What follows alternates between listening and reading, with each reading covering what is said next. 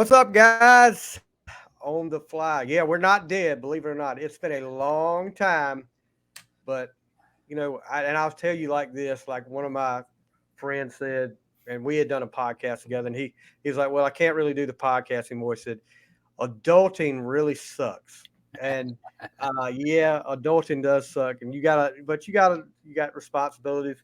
We are back tonight, and to say I'm excited about this is just an understatement because I've been looking for a co-host with some knowledge of music like me and got this kind of the same sixth sense of humor that I do. I stumbled across this guy on the Loudcasters on Facebook. He's a big Kiss fan. He's a big fan of the same kind of music I am.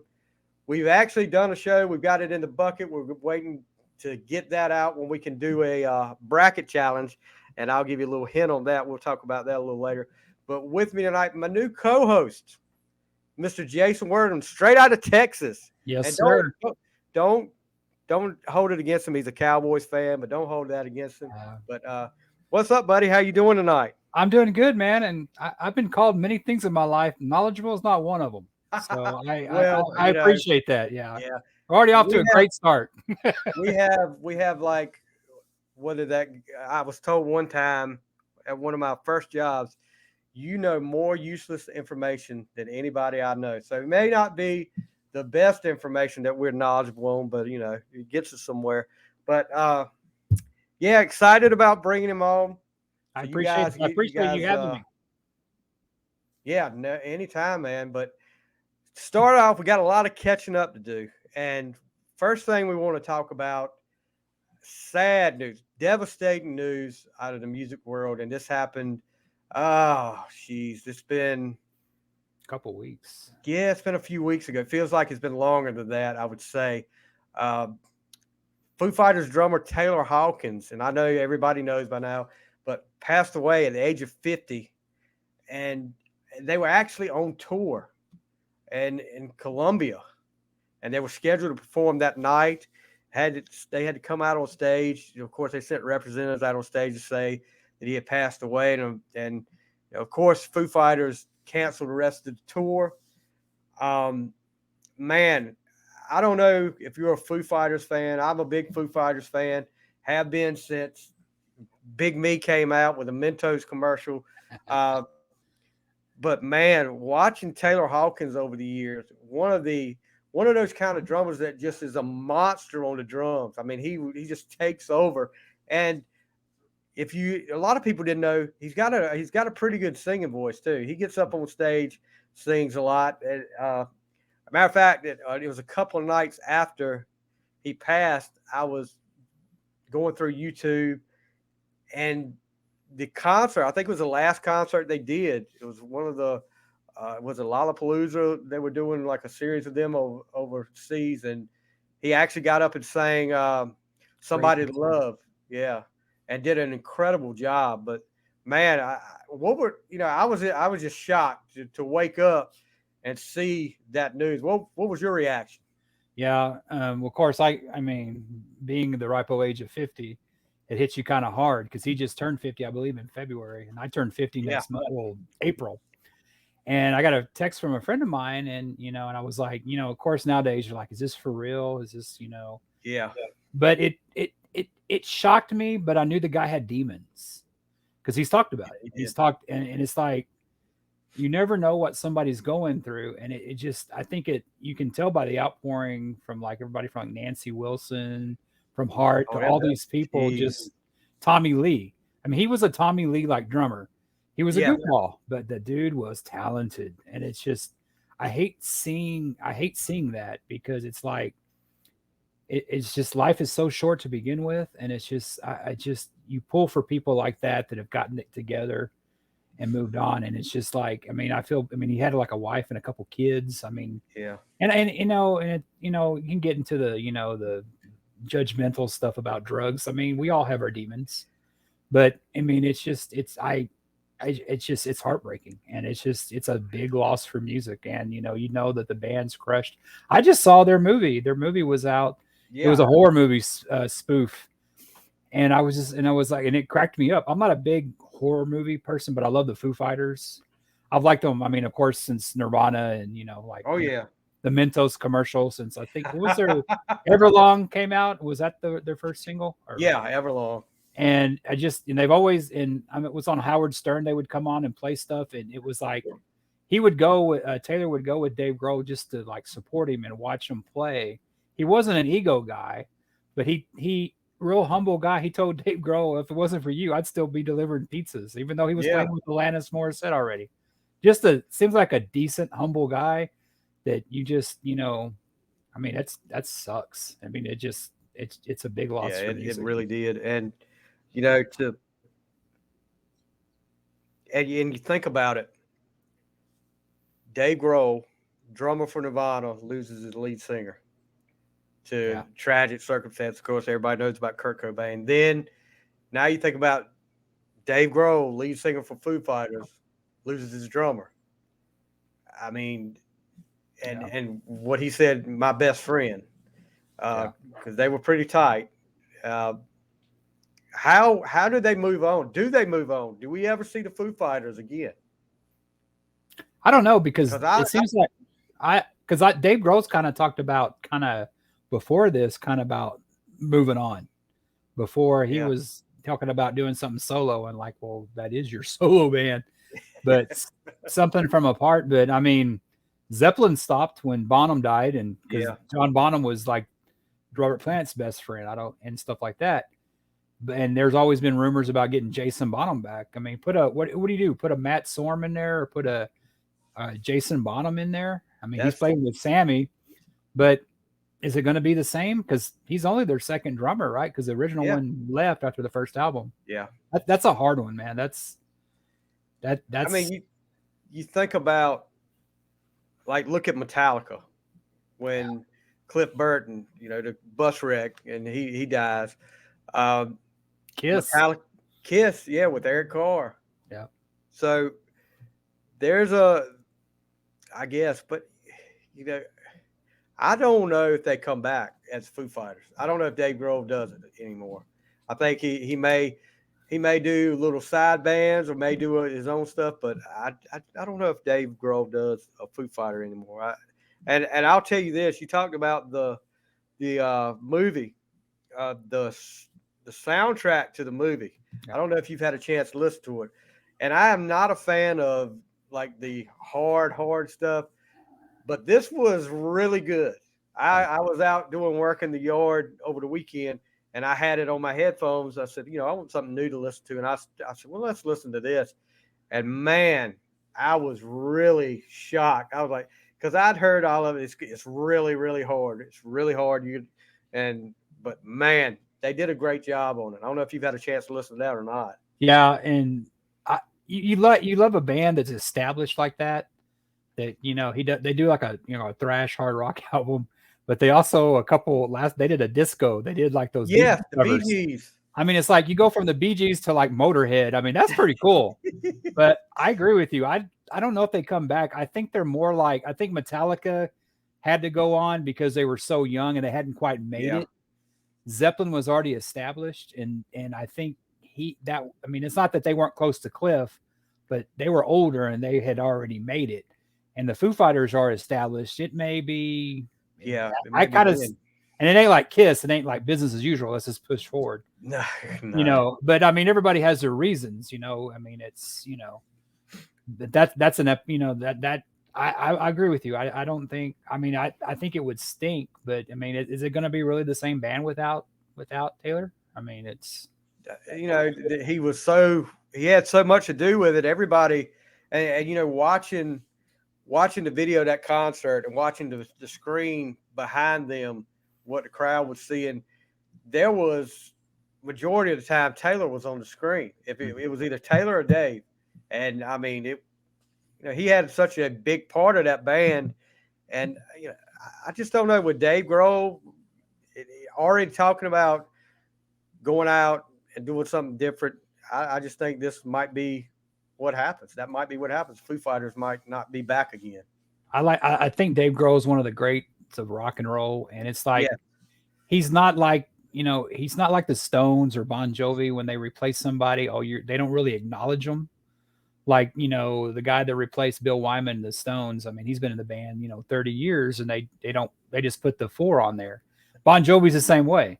Yeah, Foo who was Fighter, Foo Fighters, none of those guys are all original. I think Pat Smear is the oldest one because he played with Nirvana. they with Nirvana? Yeah, But I think a lot of those guys, I'm not really sure. I don't really know too much of them, but I don't think all those original members. But Dave seems that he treated Taylor like that. I mean, he treated them all like that, and that's you kind of see how kind of guy Dave Grohl is, and kind of in the one thing, if you ever Google it on the internet, there's a part where the Foo Fighters were playing on Saturday Night Live, and Christopher Walken was hosting it, and he was like talking to him. Was the name Foo or Fighters? And then Dave Grohl and Taylor are sitting there, and Taylor's like busting laughing. And, ladies and gentlemen, Foo Fighters. It's like that Christopher Walken voice. But yeah, man, I mean, I didn't know the guy, but it's like, God, man, this really sucks, man. I mean, it's just this one hit. I haven't felt this way about a rock star probably since Prince. Prince was a big, because that's my generation. yeah. Oh yeah, Prince, Purple yeah, Rain. yeah. And you don't really sometimes appreciate it, like, don't know what you got till it's gone, so to speak, but till they're gone, and you're like, God, it's hard to say we'll never see somebody like him, but he was he was unique, man. And it's just, and all the outpouring of people. I mean, the dude wasn't a jerk, man. The dude was He couldn't have been because there was so many different people that came out talking about what a great guy he was, but good segue. And of course, we send out our condolences and our prayers to Hawkins and the Hawkins family and friends, and of course to the Foo Fighters. But good segue that you mentioned Prince. I don't know if you saw this past week. A television station out of Minnesota doing research because they're having a teacher strike. So they go back in the vaults and look at some video from past teacher strikes, and there's one from 1970, and they're doing interviews up there, and all of a sudden these kids are up there, and you look at one of the kids that they talked to, and for some reason, I don't know, the guy must have been a big fan. The guy's sitting there looking, he said, this guy, that can't be who I think it is. So they go do their research, get some experts, I guess, and they end up finding some of his childhood friends. It's a 10-year-old Prince doing an interview on the 1970 teacher strike. Oh, wow. Yeah, and this was like, there was they interviewed a lady that was a Prince expert, and she was just like, her mind was blown. She said, there's nothing out there like this where you can see a 10-year-old Prince out there doing this stuff. And it was just real. I've got it. If you want to check out on Facebook on the Fly group page, join the group. We've got that up there, the clips from up there, and it's got the news channel telling the whole story about how they found it, because they really went with it. They just had the way they had it. They just had the video footage, and they couldn't figure out how to do the audio because it was so post dated, I guess. So they had to call an expert in to match the audio with the video. When they got that going, and you can kind of tell it sounds like Prince. He's not doing any or anything like that, but yeah, he's got that sound. He's got that look too. But it was pretty cool. I don't know if you saw that or not. Yeah, I thought you were going to talk about, I guess there's a new live album or vinyl coming out with Prince. Isn't it like from the Purple Rain area? Yeah, I think so. And it's like he had all this stuff that he never released. He never wanted to release. And he's got to be rolling over his grave knowing that his estate's releasing it. Because I think the guy, he didn't leave a will. So the estate, whoever owns that music, I don't know if it's his record company, is releasing it. Yeah. But, of course, we don't leave a will. It doesn't really do that. But it's like, yeah, I saw that. And I didn't really watch it. I just saw the picture of it. But, yeah, it's amazing. Like, I mean, I think we're getting to the age that, it's like they're seeing stuff from like hundreds of years ago. They're finding old videos and stuff. And you're seeing it. So it's like he was a pretty big. He was like royalty in Minnesota, or I guess where Yeah, Minneapolis is where he's from. I mean, Minneapolis. he's lived there, didn't he? I mean, he lived there. Yeah. Oh, Yeah, yeah. That's where. Isn't that where what do they call it? Paisley Park. Isn't that where the yeah, name of his estate was? Yeah. And also, as good as you talk about the estate releasing this stuff. I don't know if you saw a while back. Morris Day and the Time yeah. I heard about was that. yeah, they were told by the estate they could not use the name Morris Day and the Time anymore. How does how That's do you do that? that's just petty because it doesn't do That is anything petty. to help. It doesn't affect your bottom line. I mean, it's like Prince made so much. His stuff is there. That's just being jerk. I mean, that's Yeah, there's no other word for it. It's yeah, it's definitely. not like it's a King Diamond ripping off Gene's makeup or something. Like, hey, you're getting in there, and people are going to get I'm confused. Gene Simmons from From Kiss. Kiss. It's not like that. I mean, it had nothing to do. They were totally separate. I mean, they were in Purple, weren't they? they I've never seen Purple Rain. oh my lord, you've I never seen listen. Purple Rain. I was. You don't understand the household I was kind of Oh raised yeah, okay. in. You told me that earlier. I Yeah, I mean, understand. it's like I know it's been 30 plus years. I could have seen it now, but I liked his music. But I mean, I'm not a big musical fan person. I mean, Well, look, once you've seen "Kiss Meets the Fan on the Part," dude, there ain't nothing gonna oh compare god. to There's well, it's not to that level of Kiss Meets the Phantom, it. but I'll tell you this: future episode, we need to do a Purple Rain movie review and let you watch that for the Yeah. first time because it's got that. It how do I say? So bad it's good Yeah, I kind of watched that. thing. I listened to that the the shout out loudcast review of it, and The album focus. I'm kind of like with Zeus. I've never seen it before. I'll have to like look for it to find it. And He it's not. actually Yeah, he actually watched it yeah, on stream, and I forgot what the thing because when he said it, we had just got our streaming set up, and I said, you know what, I'm gonna go back and watch that again. I was like, gosh, this was so bad. This was so bad, but it was yeah. good. But I remember when I first saw Prince, and I was still before. It's kind of before my metal kind of days. It's the first one was when Doves Cry, and he's coming out of Right. the bathtub. And I'm like, why am I watching this? I want to see Madonna or Samantha Fox. But that song, they played it to death. Oh gosh, yes, But I love it. I mean, it was like it was my pre-metal days, but I mean, Prince was like almost he was rock and roll all the way through. yeah, oh And it's yeah, like that's one of the things I never got to see him. And that's one of the regrets. Him and Tom Petty are like two of the biggest ones I didn't see. Oh, I'll see them. I'll see them.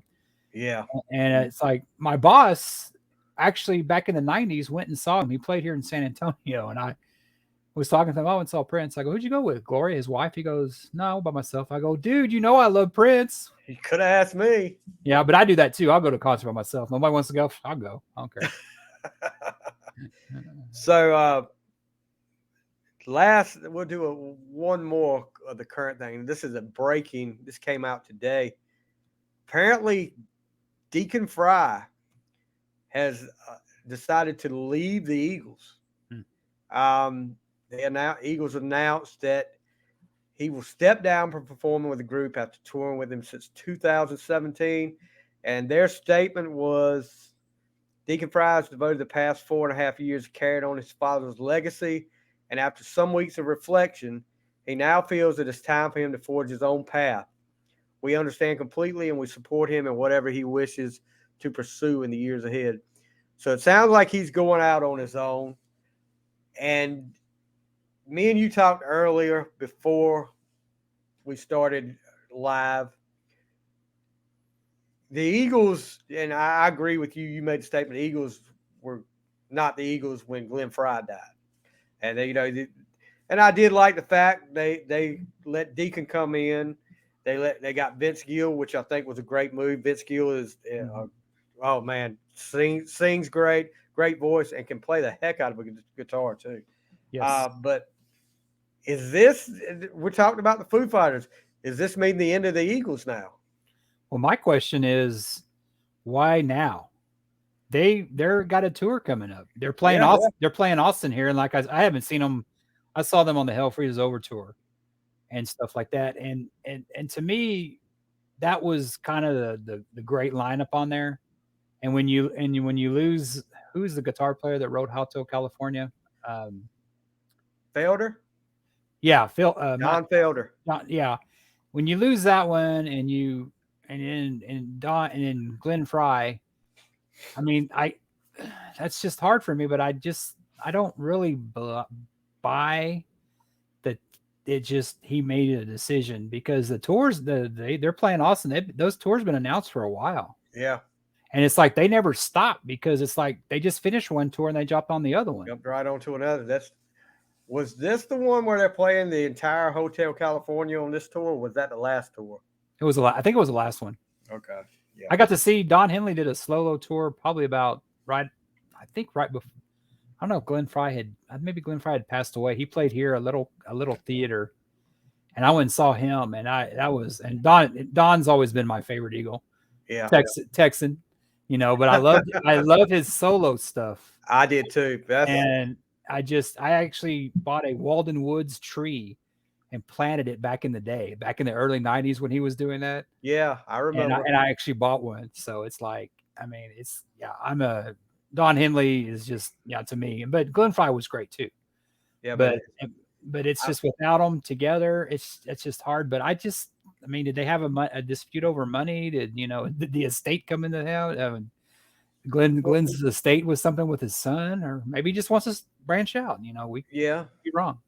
You hear these things about, of course, Glenn Fry, Don Henley were like the Paul Stanley and Gene Simmons type, and which makes you wonder after Fry is gone, does his son get the same amount as his dad did? And I think he is more like, and I've heard this on Tom and Zeus talked about it when they did the Eagles album review. I think it's more like the rest of these guys are hired guns. Yes. And he's getting the Eagles what comes in as far as the trademarks, the all of that. He gets all that, and the rest of them just get paid like hired guns. Just like when Ace and Peter left Kiss, the rest of them were hired guns, and I think that's what it is. But maybe he just wants to get out on his own. He wants to get out under that shadow of the Eagles, and he wants to see what he can do on his own. I mean, but they're not playing every day, and it's not like they're going to play every day. It's not like he can't do both. It's not like there's a whole. There may not. To me, I don't know much about him besides the Eagles, but I think there's a bigger want for the Eagles than him. So there's probably more demand for the Eagles. But you're talking about the Gene Simmons and Paul Stanley thing. Have you read Don Felder's book? Yes, I have. You talk about. I mean, yeah, I think they make Gene and Paul look like Laurel and Hardy. And it's not just the Felder book, but everything I've seen, like the documentaries and stuff, has been like not flattering to either one of those guys. And I love, like I said, I love Don Henley, and he sings about the heart of the matter. I believe it's about forgiveness, unless you're Don Felder, and it's like that on that documentary where Glenn Fry's playing there, and I'm gonna go and F you up. Yeah. Take it easy, and it's like, okay, do as I say, not as I do. You know what I mean? It's kind of what they give, But like I said, we all do it. But the Felder book, I think it highlights everything. And I think if you're looking for an answer to that story, I think wouldn't it be funny if he goes and joins Felder with him or something like that? That'd really make it. I was getting ready to say that was gonna be one of my questions. I wasn't gonna put it that way, but do you think Henley reaches out to Felder now? Because I was thinking the other way. I was thinking. I know, that's right. That was a good point. I hadn't thought that way, but you think Henley reaches out to Felder now? Man, I don't know, but that would forgiveness. Yeah, I mean, we never thought it would.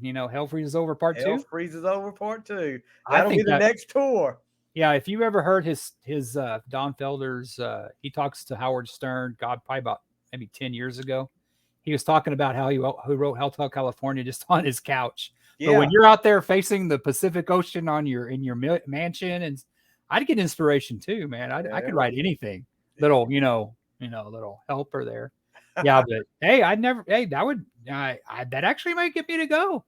Hey, the Eagles would die. That may get me to go because I mean, it's like, I Well, mean, that would be something that a drawing card, yeah, you know, and from what we hear or what we've heard over the years or what how they've acted over the years, they're all about getting that Eagles machine. Kind of, it's almost like the Kiss machine, but it's the Eagles machine. So that would be a good drawing card to bring people in to want to see that concert. and some of the original guys, I think that are still alive, but there's a lot of bad blood, I think, between There them. is a lot of bad blood. I can't remember what was the first guy named. The guy Timothy Smith took his spot.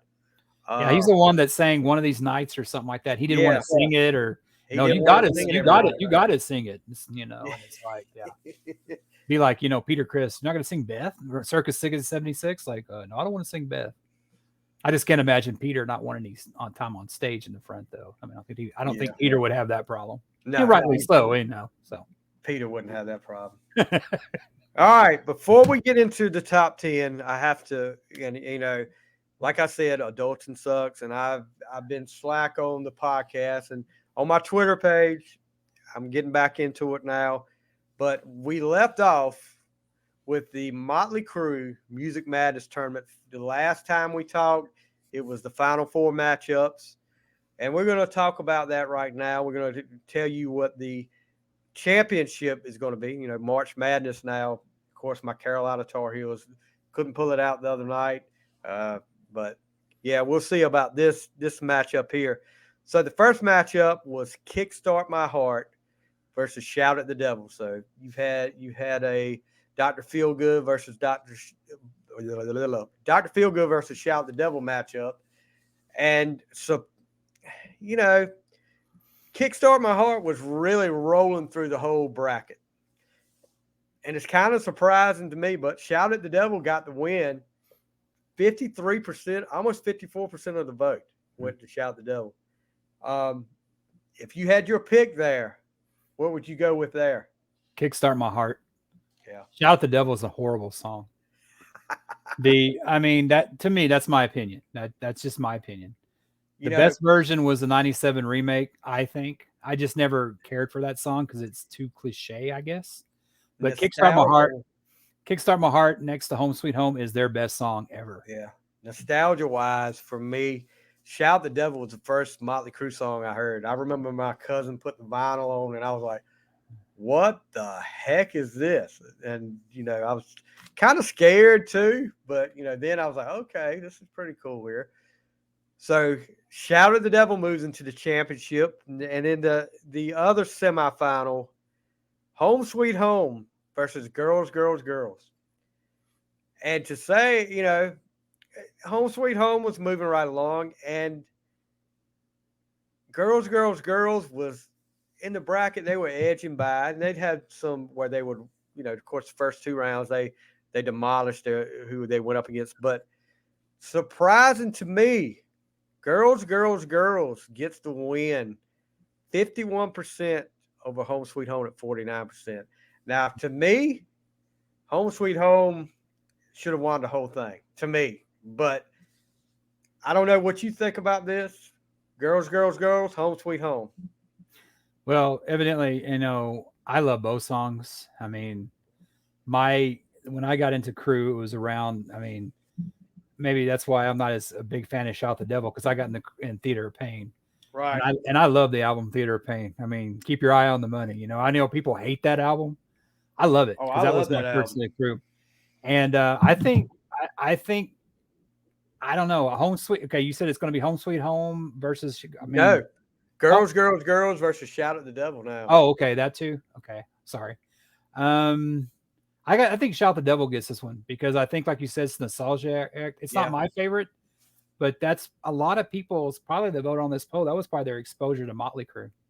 Yeah. I mean, that was I remember it. I was at Bible camp, and one of the kids had the Shout at the Devil album, and he was playing it. And I think it was Livewire. I was like, oh, I like that. And I remember I didn't get into Kiss until the late 90s, 80s. And I knew who they were, I was like seeing them on TV. And I was like, God, they're wearing as much makeup as Kiss. So did they look the new Kiss? That's what I thought. And it's just like, I heard Livewire and I was like, I dig that. I didn't, like I said, I didn't care for Shout the Devil. It's probably because it was preaching to me. You're going to hell if you listen to that stuff. But I bet it, was Livewire even on?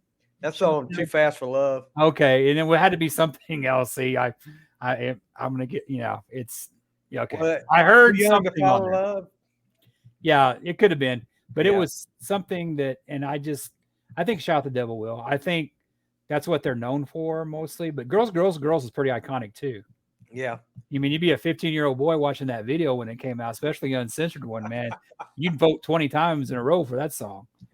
yeah. That was a pretty cool video. No doubt about that. It's a lot better with Shout the Devil never had a video, but this will be starting tonight on the Fly Twitter. If you want to go vote, Shout at the Devil versus Girls, Girls, Girls, and check us out. The handle on Twitter is On the Fly, and you can vote. I'll have this up here for a week, and the next episode we'll talk about who's the champion, and we'll probably start another bracket after that, which will probably be the one Mr. Jason was on with me on that one. We won't give away who that was just yet, but we'll let you know when the time comes. All right. It's pretty different than what Motley was. Yeah, it's It kind may of attract a different. different crowd. Yeah, it's just, if you're a Motley Crue fan and you're out there wearing your leather and your Shout the Devil attire, you're probably not going to vote in this bracket that we're getting ready to do next. So, Yeah. but on to the main event, and with Jason being up here for the first time, he gave me an idea. He said, "Why don't we just do a top 10 bands and just feed off each other, see what each other thinks of that, our memories of that." So what we're going to do, we're going to do our top 10 bands, and we're going to talk about, you know, we're going to try to recall as much as we can how we got into this band, and then the other one would tell what they think of that band. We're going to be brutally honest, I'm sure, but yeah, there's not. Look, I've got some honorable mentions too, but majority you'll be able to tell what era I listen to most of my music from by this top 10 list. But yeah, and my honorable mentions are kind of out there, so we'll talk about that. But we'll let you go first at your number 10. Who you got at number 10? Well, I don't know if mine's going to be as out there. I mean, if you follow me on Facebook and you see what I post, I'm an open book pretty much. And so I have an honorable mention I want to mention first of all, Okay. because it goes, my list pretty much goes to the bands that I go back listening to. Like I have a playlist called My Top 20 of My Top 10. So I have my top 10 artists and their 20 songs at the moment because it does change Yeah. Oh of yeah. what I listen to. But I had to add one band to it. And the honorable mention in this one is Whitesnake. That was my first concert. I got to meet David Coverdale and Tawny Katane. But I didn't have a camera back in the 90s and stuff. So that's my number, I guess 11. Yeah. But my number 10, and it's kind of a departure from Whitesnake, but my number 10 is Iron Maiden. And Wow. I did not like Maiden, and one of my best friends from high school, that's how I met him, because he had a Can I Play with Madness shirt. And he liked Maiden and Yngwie and all that stuff. And of course I liked, Motley and Metallica and stuff like that. But we're still best friends this day. And we went to a concert, probably I saw them on when Bruce came back. I've seen them like 4 times. And I've seen them the last 2 tours. And you talk about one of the greatest, best concerts is Maiden. And I have become probably a Maiden fan in the last 20 years. In high school, except for Wasted Years. And I love Tattooed Millionaire because it was kind of, I could see Motley Crue doing that because it was like, oh yeah, because that's a glam band type. That's what my friends always said. You like that? He kind of, it's pop. It's got pop to it. And I read Bruce Dickinson's book. Like I said, I've seen them 4 times, and Maiden has come there. They have become my number 10. I mean, it's like you asked me that 20 years ago, No. wouldn't have been there. I'll tell you this. I talk about Maiden. I don't know what year Somewhere in Time came out. I don't know if it was had to be 84, 85, 86. Power Slave came out in 86. 84. Yeah, 86. Okay. I believe. Yeah. So when that came out, and I was totally in it then. I was reading Hit Parader, I was reading Circus every month, and go to the record store and the cassette, and I've got some money to spend, and I'm looking, and I'm like, just looking at the cover, and I'd never listened to an Iron Maiden song in my life, and I saw the cover Somewhere in Time. I was like, okay, this could be pretty interesting, and so I bought it, and I went home and listened to it. Of course, everybody knows Iron Maiden. They've got the long song. I just got through listening to what was their new one, uh, Oh, Senjutsu. yeah, I listened to it. It's a concept album. Yeah. Yeah, and they've got some 8 9 minute songs. But it's funny you mentioned "Wasted Years." "Wasted Years" is one of my favorite Maiden songs. That's actually the football team I coach, and I don't know if they didn't have a clue who Iron Maiden was on the pregame uh, song list that we play over the speakers out there on the field. "Wasted Years" comes on, Oh wow. and yeah, so that's and I think the live after death, the live after death video when Winston Churchill comes on Mhm. and does that little intro, and then they go right into what's I don't know what they lead off with, but gosh, whatever it Well, was, man, they what depend. Like Aces High, they do that the one. They Aces do. High, Yeah. that's what it is, and I'm like, holy crap! So And now yeah, nowadays, you see a bunch of kids wearing Iron Maiden shirts. Like a buddy of mine, his son's like 22, and one of his friends always wearing a Maiden shirt. And I had to ask him, "So do you like the shirt or the band?" "Oh, I like the shirt." I mean, it's like, and I see these rock stars upset about that. It's like, why? They're wearing your shirt. Who they're cares if wearing they your like them shirt, or you're not? getting the money from it. But speaking of wasted years, I remember that one. That's the era that I don't care who you are, but that was kind of that was about as pop and glam as they got. Yeah, it That's what was. even Ozzy with Ultimate Sin and Priest with Turbo, two of my favorite other albums, by the way. Yeah, And it's like, oh, they sold out. I'm like, well, no, it's just kind of. I mean, it's not like disco. I mean, it was still got an edge to it. yeah. But yeah, I didn't get into like later, and yeah, that's great about them being that your song on there. That's awesome. Yeah, yeah, and then I ended up buying the next album after that, which was it Seventh Son of a Seventh Son? Yeah. Yeah, so I bought that, and that I like Moonchild off that. Um, but yeah, after that, I kind of faded away from Maiden a little bit.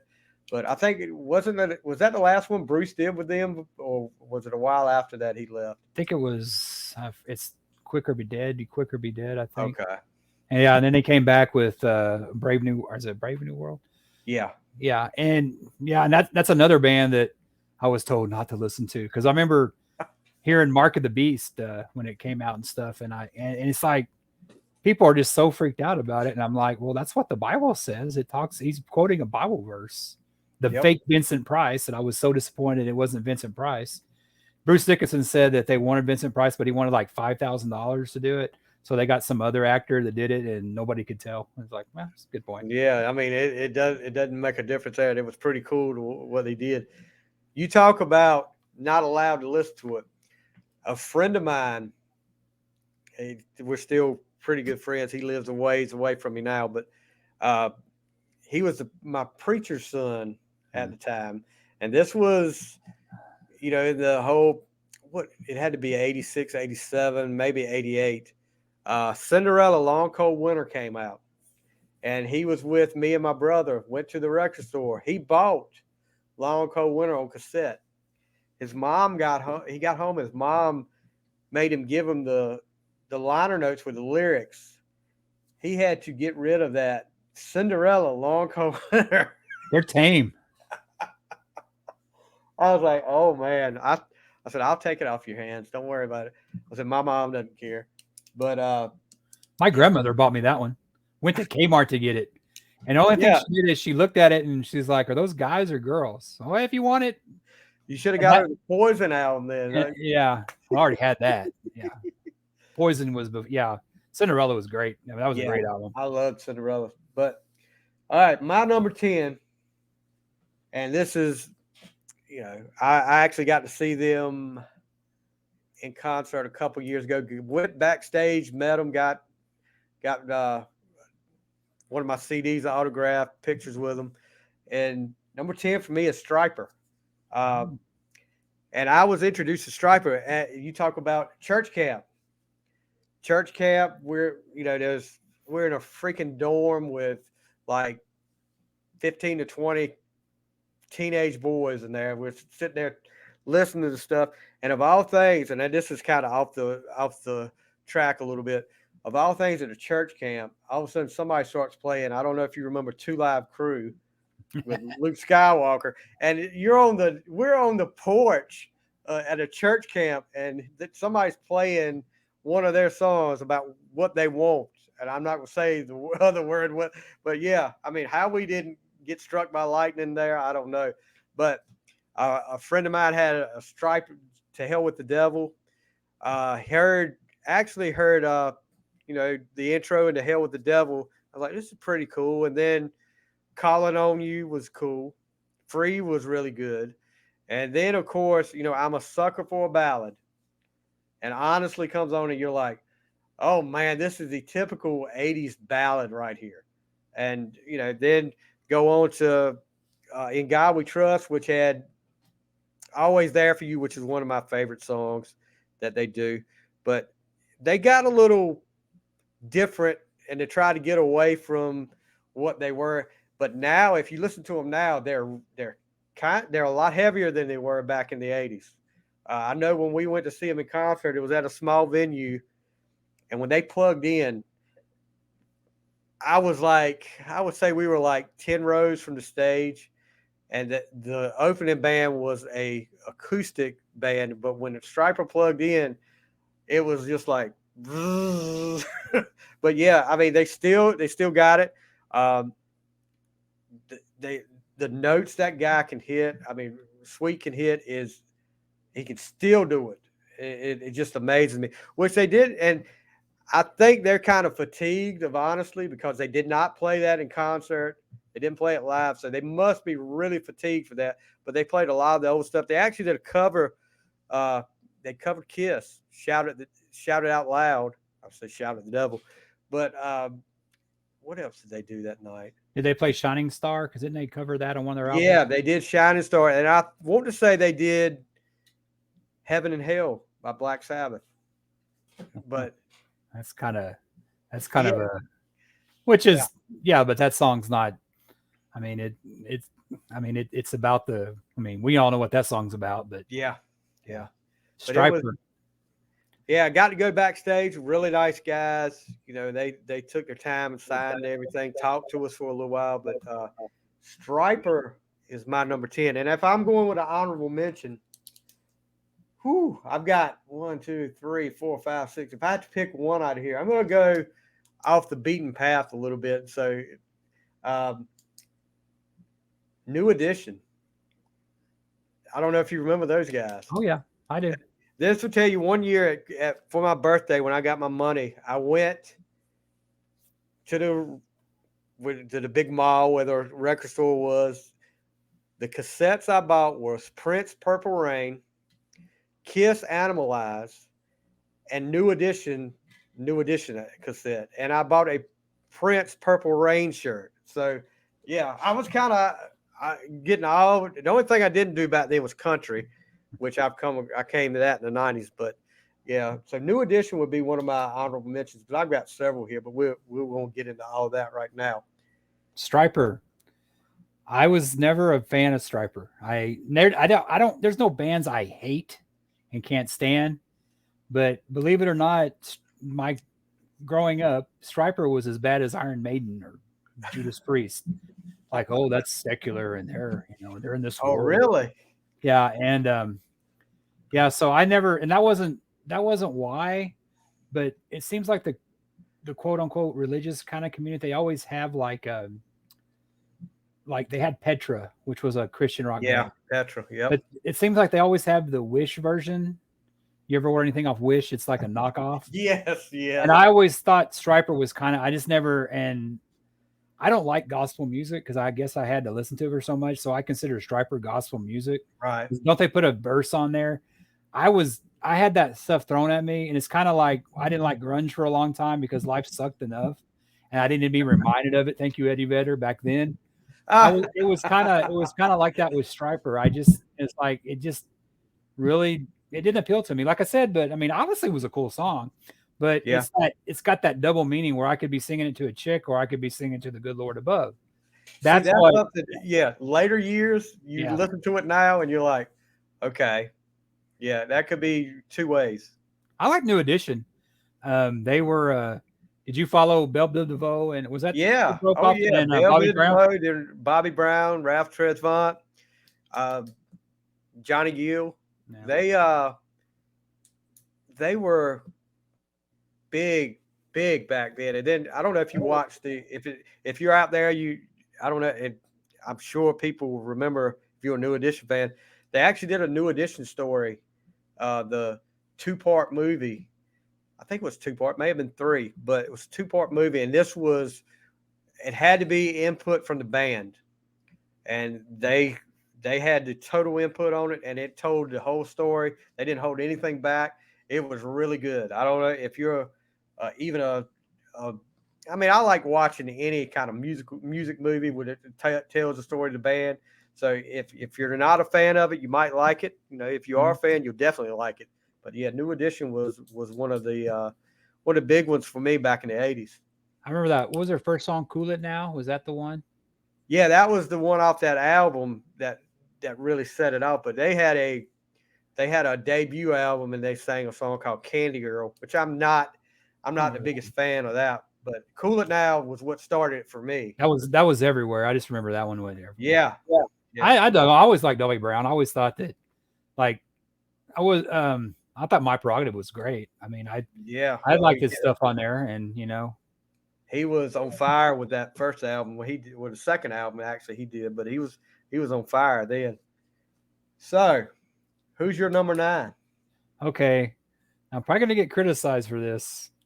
My number 9 used to be my number 1 back in high school, probably middle school to high school, and I have I it's, I have they have lost credibility, not credibility, but they've gone down. They used to be my number 1, and we just talked about them in the bracket. It was Motley Crue.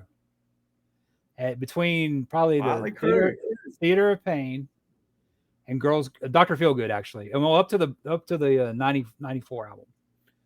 They were my probably well, I don't know. Yeah, they were my number 1 band because they weren't too much older than me, and I think I just I loved them. I loved Dr. Feelgood. That was like through my last 2 years of high school and stuff like that. But they've kind of gone down for me because I saw them. I saw Cheap Trick actually open for them in like I think it was a Generation Swine tour. Then I Oh saw yeah. them without Tommy with Megadeth and Anthrax. That was a loud one. But I saw them in 2005 when they got back together, and they were kicking butt. They did so much stuff there. But then I saw them. I think I saw them twice on that tour. Then they did Crew Fest with Yeah. 6 a.m. and stuff, and it was probably one of the worst concerts I've been to. And it was mainly Vince, and it was just like he was doing what he does on there. I mean, Tom, the three of them, Tommy didn't look that into it because of Vince. Nikki's always into it, and then Mick Mars is just the best musician in that band. But that soured me so much that I don't really listen to them as much as I did anymore. And I Right. actually kind of dealt with keeping them out of my top 10. But they had so many memories. The first time I saw them was in 90. First, actually, I saw them in 94 with John Corabi. They played a little. I mean, they had played a big arena where the Spurs played a couple on Feel Good, and then they played like some little sunken gardens where like Queensryche played before they got big. And but it was cool, and it was cool, but I was like, this ain't gonna last because they want the big Oh stuff yeah. like that. But to me, 94, I don't think it's their best album. It's one of my favorites, but my all-time favorite is Girls, Girls, Girls. I love every song on that. Even like 5 Years Dead and all the deep tracks and Theater of Pain. That's my crew. That's when it was like they had me. because they Yeah. were my age. About they weren't as old as Kiss or Aerosmith, but that was and like I said, but they've kind of gone down. And I just recently started listening to them, but again, but I'm not going to the new show. It's just that was the last time I said I'll pay for it. I mean, it was just heartening, and it was just like it just. I mean, a lot of people spend money, and I just thought he was mailing it in, and I just like, wow. And it was just 2 years before after Red, White, and Blue, and that was awesome. Vince was on, but it seems like that they got you, and it's just like, wow, it really just, yeah. Yeah, Motley Crue. That's going to be a little bit further up in my list, but uh, and I'll go ahead and get out. That's my number three. Oh wow. So, yeah, but they were, like I said, what got me into that '80s rock. Like when I heard "Shout the Devil" on that vinyl for the first time, I was like, "Holy crap!" And I was hooked. And you talk about, my parents didn't mind me listening to Kiss. As a 5-year-old kid, I'm listening to King of the Nighttime World and God of Thunder and all this stuff. But, or better yet, put your hand in my pocket, grab hold to my rocket. I'm singing that as like a 7-year-old kid. And my mom is probably like, what the heck? But she never didn't let me because she let me go my own way. But Motley Crue, and I don't think I bought Shout at the Devil first. The first cassette that I bought of Motley Crue was Theater Pain because the build up to it in Circus Magazine and Hit Parader was like it's going to be incredible, and all the stuff that it went on with Vince. And, I mean, it was just pulling you in. And I remember buying the cassette, and I don't remember they didn't do it for a long time, and it was just like on certain ones, but it had like the long cardboard container that the cassette was actually in, but it was like it had the Theater of Pain all over that cardboard. It was like The a long box you're talking about, the well, it wasn't like it was a lock box, but it was cardboard. yeah, but it And was like the cassette yeah, was there in the square. It's like a CD long box, but yeah, it had the cassette. Yeah, I exactly. remember those. Yeah. Yeah, and I don't know. I remember I couldn't wait to get it home because I didn't have a cassette player, and I couldn't. I was like, "Hey, mom, dad, put Theater of Pain in the cassette player. And let's let's hear that." I'm sure that would have went over well, but yeah, that was the first for me. And I'm like you. The later years, first of all, the '94 album. I'll go on record right now and say, if that had any band name but Motley Crue on it, people would love that album instead of saying, "Oh God, that album's awful." If they had just come out as another band, or just said, "This is from so and so," just had like a Garth Brooks alter ego, and put that out first, and nobody had a clue, people would love that album. But that's not a Motley Crue album. That's not what the Motley Crue fans were used to. But I love that album. Like I said, it's not my favorite. Like you, it's not my favorite, but I love that album. Sarabi did a great job on that album. I think But yeah, it's also the height of grunge. yeah, Like if they that would too. have maybe come out in '92, maybe, but and just caught that tail end of it. But I mean, I know Karabi does a great job on that, but they were headed that way with Primal Scream. You Yeah, could kind of tell that. I think they could have picked it off. I think they could have. I don't know about the songwriting Karabi wise, but I think they could have pulled it off with Vince back then.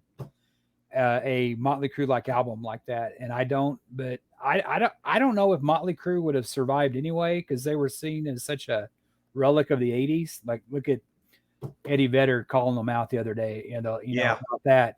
I mean, I don't know if they would have. Everybody says, well, they lost popularity because of Vince. I don't know. I mean, it was. I mean, I like Vince solo stuff too. I thought the "You're Invited but Your Friend Can't Come." I love yeah. that song. I mean, that was. I mean, that's it drives me crazy the real version that's on his stuff. The when they redid it, I like the one he did with Jack Blades and Tommy Shaw. The one that was on the original soundtrack forced me to actually go on Amazon and buy the physical CD because I hate that other version so much. But but yeah, they're well. That's our first one in common. Yep, yep. So my number nine, and this was kind of a carryover. This band was kind of a carryover from another band that has a Kiss relation to it. And yeah, I think you'll probably know where I'm going after that. Um, when at that age, you didn't, all you had really back in our day was Hit Parader, Circus. You didn't have the internet. You didn't have all this stuff to where you would Twitter where you could find out all this stuff. So anytime somebody left Kiss, of course I was like, if I saw they were doing something else, I was like, okay, I've got to check that out. So Vinnie Vincent Invasion, he starts his band. Not so crazy about the first album. All Systems Go. I was like, holy crap. Mark Slaughter, Dana Strum, Bobby Rock, Vinny, great album. I just got the vinyl not too long.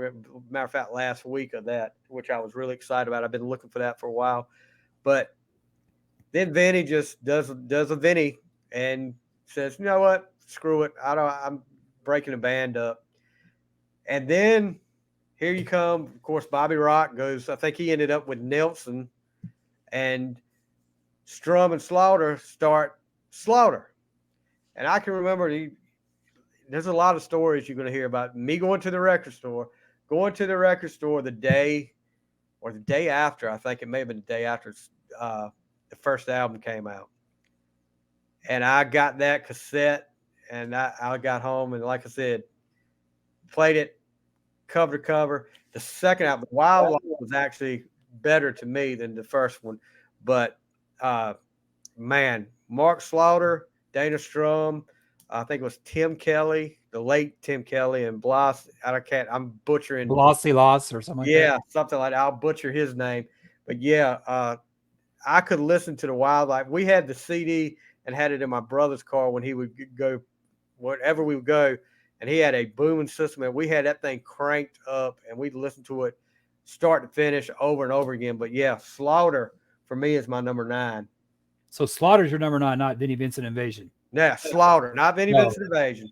I was starting to see there. I was like, I was about to say, man, I'm sorry, man. I like Slaughter more than I do Vinnie Vincent Yeah. Invasion. Oh yeah, definitely. I like Definitely. I like Slaughter a lot. I saw them 3 times. I saw them twice with Kiss, like on the Hot in the Shade tour, and then maybe a year later they were opening up for Poison, and when they came through here, and I love "Mad About You." That's a great Yeah, heavy thing on. "Desperately" is a great song. desperately. Yes. That first album is awesome. The second album doesn't get as much love as it should.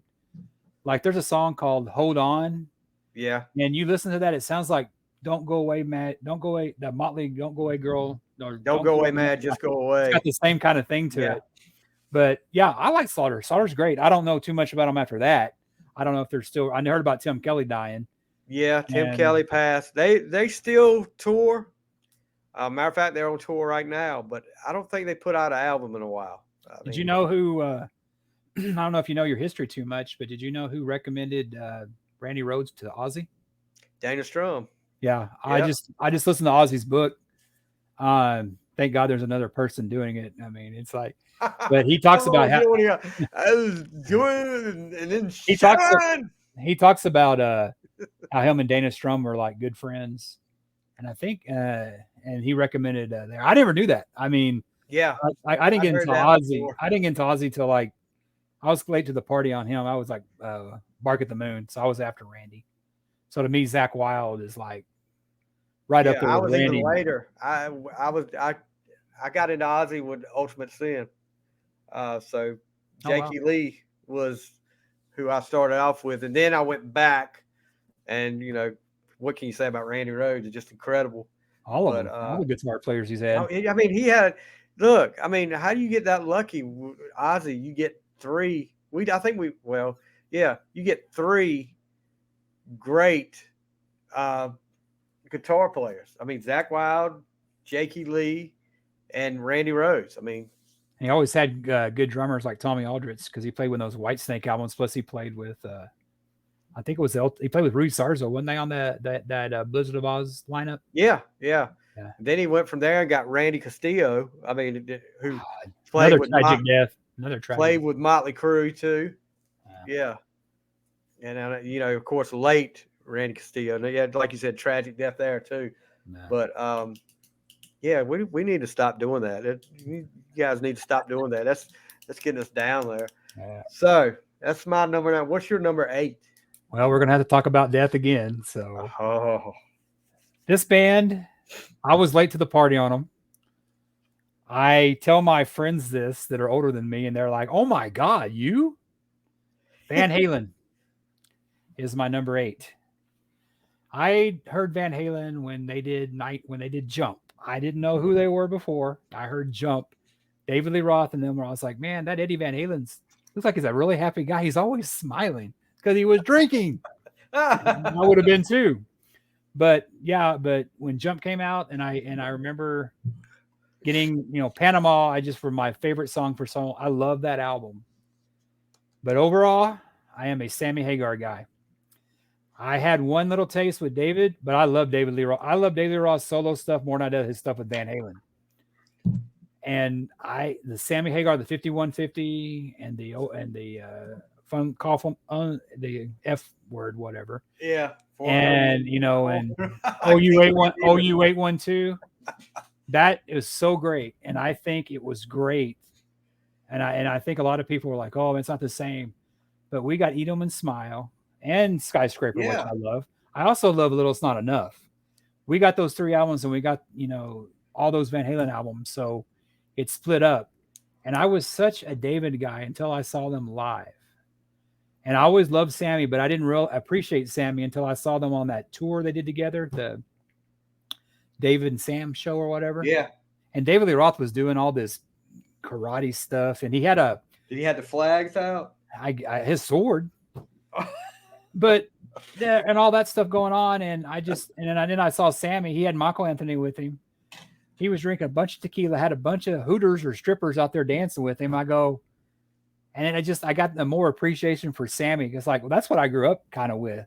Like I said, I got a taste of David Lee Roth era with 1984, and I go back and listen to the first and stuff like that. But to me, I like the Sammy albums more than I like the David's albums. And like I said, when I tell my friends, they're like, "You didn't know her like before that? That's blasphemy." Because it seems like you're either a Roth or a Sammy guy. And I just saw Sammy back in December. He did a one-off show in San Antonio. He just got done with their Vegas residency. And I mean, the guy's 74. He still can sing. He, I mean, that's a guy that, like you said, at 74, you don't see many voices hold up like Sammy Hagar's has at 74. There's some stuff I've heard him do live that he won't hit some of those high notes anymore. But all in all, good Lord, that guy still got it, still got the pipes. And they are my number 7. So, oh wow.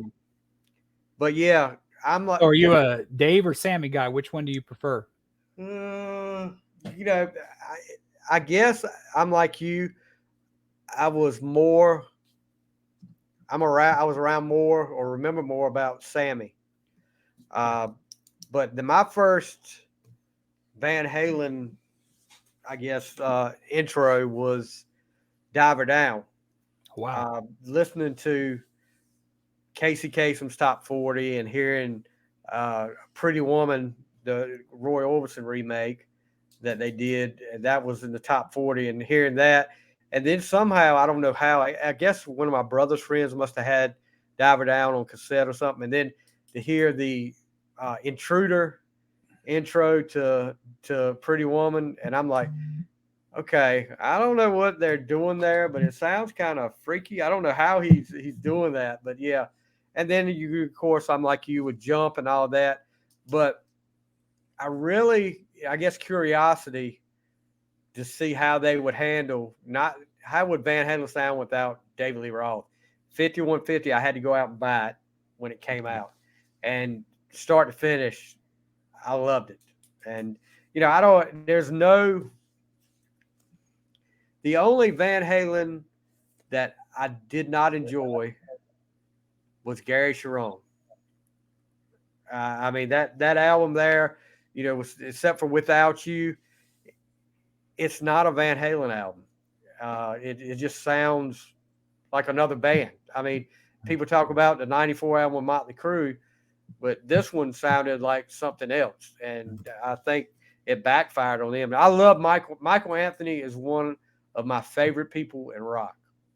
I mean, he is just he's dealt with all the crap that when he got out of the band, with them taking him off the album covers for a while, with and he's You could incredible harmonies.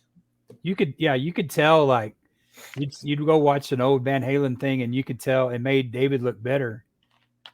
It made Yeah. David look better when he was singing, but and I know he's and but man, they didn't have Michael on there, and you watch some of those live. I mean, that's brutal. I mean, it's Yeah. and that Ted Templeton wanted Sammy, right? Like when they were putting I read a book, I think it's like the begin like Running with the Devil, I guess it was. It was saying that David couldn't really hit the notes, which Uh-huh. you can understand because his voice is limited, but he makes up in charisma the rest of it. But Ted Templeton was producing that and he was working with Sammy Hagar and he almost put them together. But I think Warner Brothers or the boys and Van Halen were saying no, we're sticking with David or something like that. So that almost came. So can you imagine a Van Halen with Sammy going? I mean, can you imagine? Like, I mean, I can only imagine. I mean, maybe David Lee Roth Sure. replaces him in '86. That Who may have knows? been the case. It may have been the case. So I saw my them on number. I saw them on the Go Balance ahead. tour. I saw them on the Balance tour, and I love that album.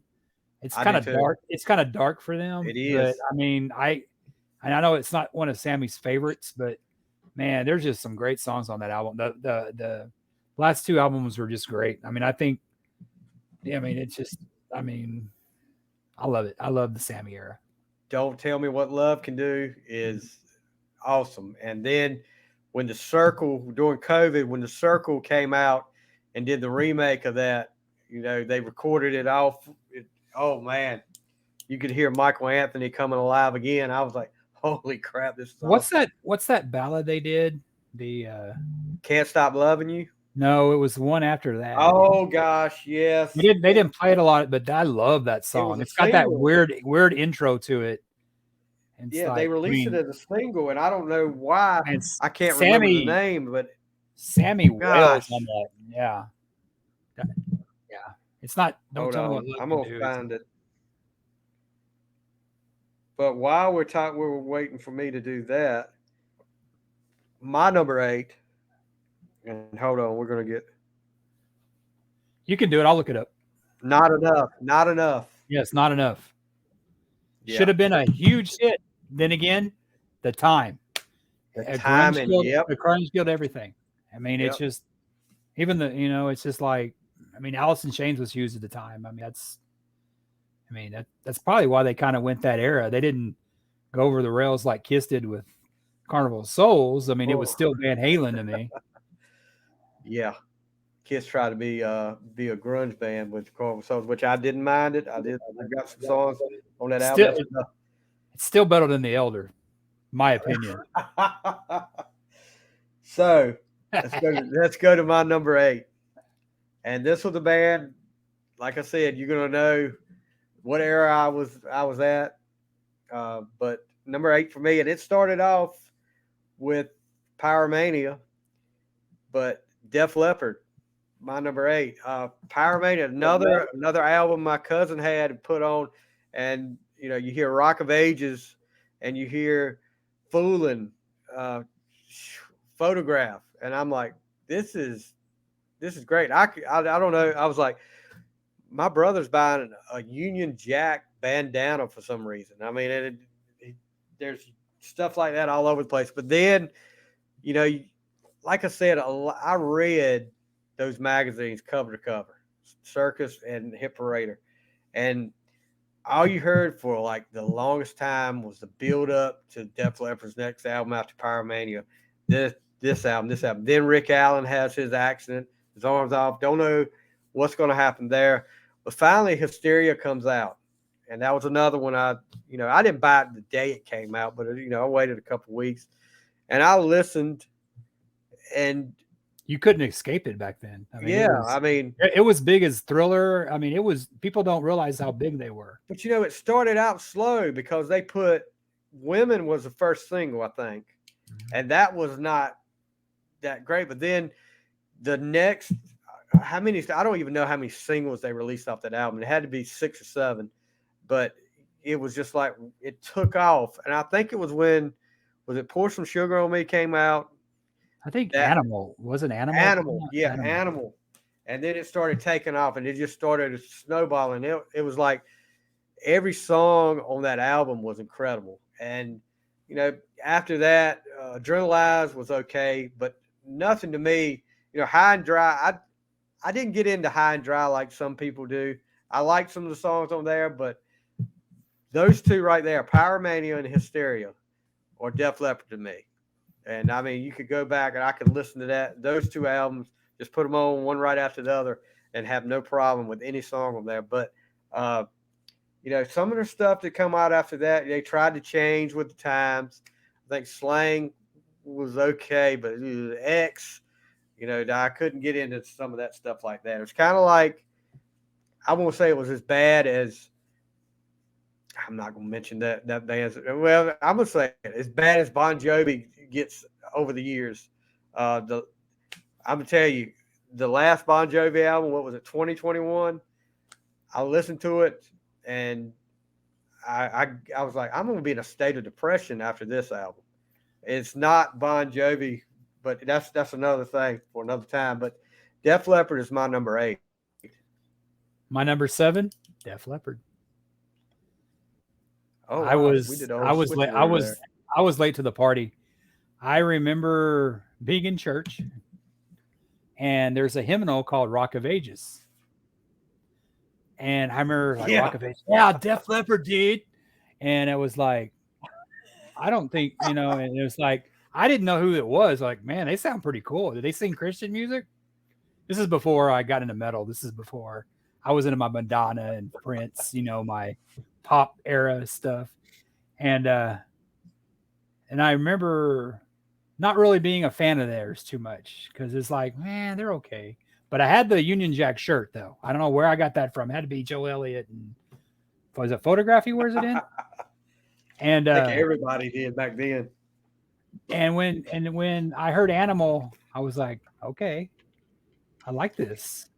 And it was just so big. It's kind of like Appetite for Destruction. It was out like a while, and then all of a sudden it shoots. I think back then you could kind of build a band and like rise slowly. Now it's like you have a hit and you're gone.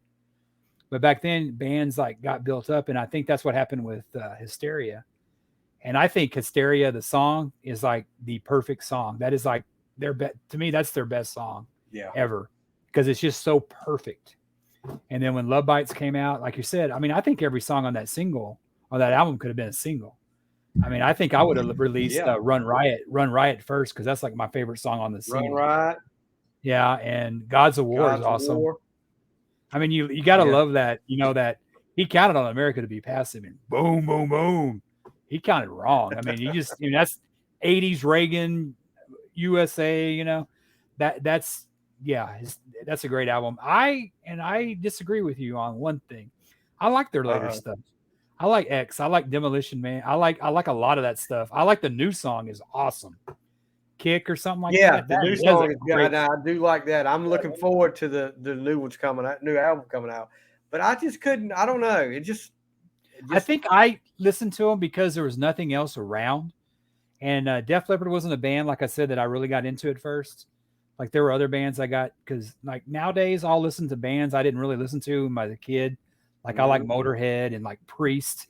But I didn't listen to those growing up, but there's no, I mean, it's like established music I can do. But I remember it was so bad in the 90s that Walmart had Def Leppard play in their parking lot for a free show. This had to be. Oh wow! This is after what was that song they had on it? Make Love Like a Man. Yeah, I love that song. I was like, that's a cheesy song. It's Def Leppard. Come on.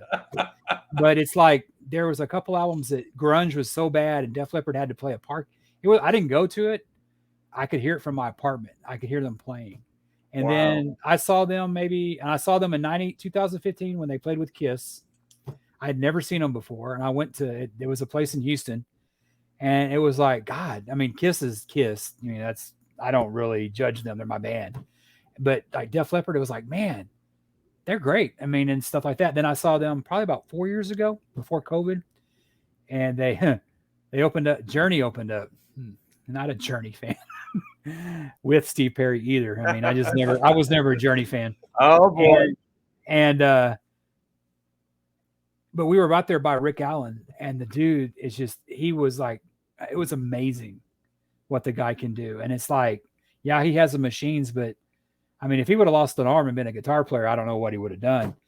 But my God, he Yeah. just owns Yeah, those that'd be drums. doing And it Def again. Leppard and people, I mean, and people say that people use backing tracks and stuff like that. I mean, they sounded great. I mean, and I don't know if they do or not, but man, Joe Elliott.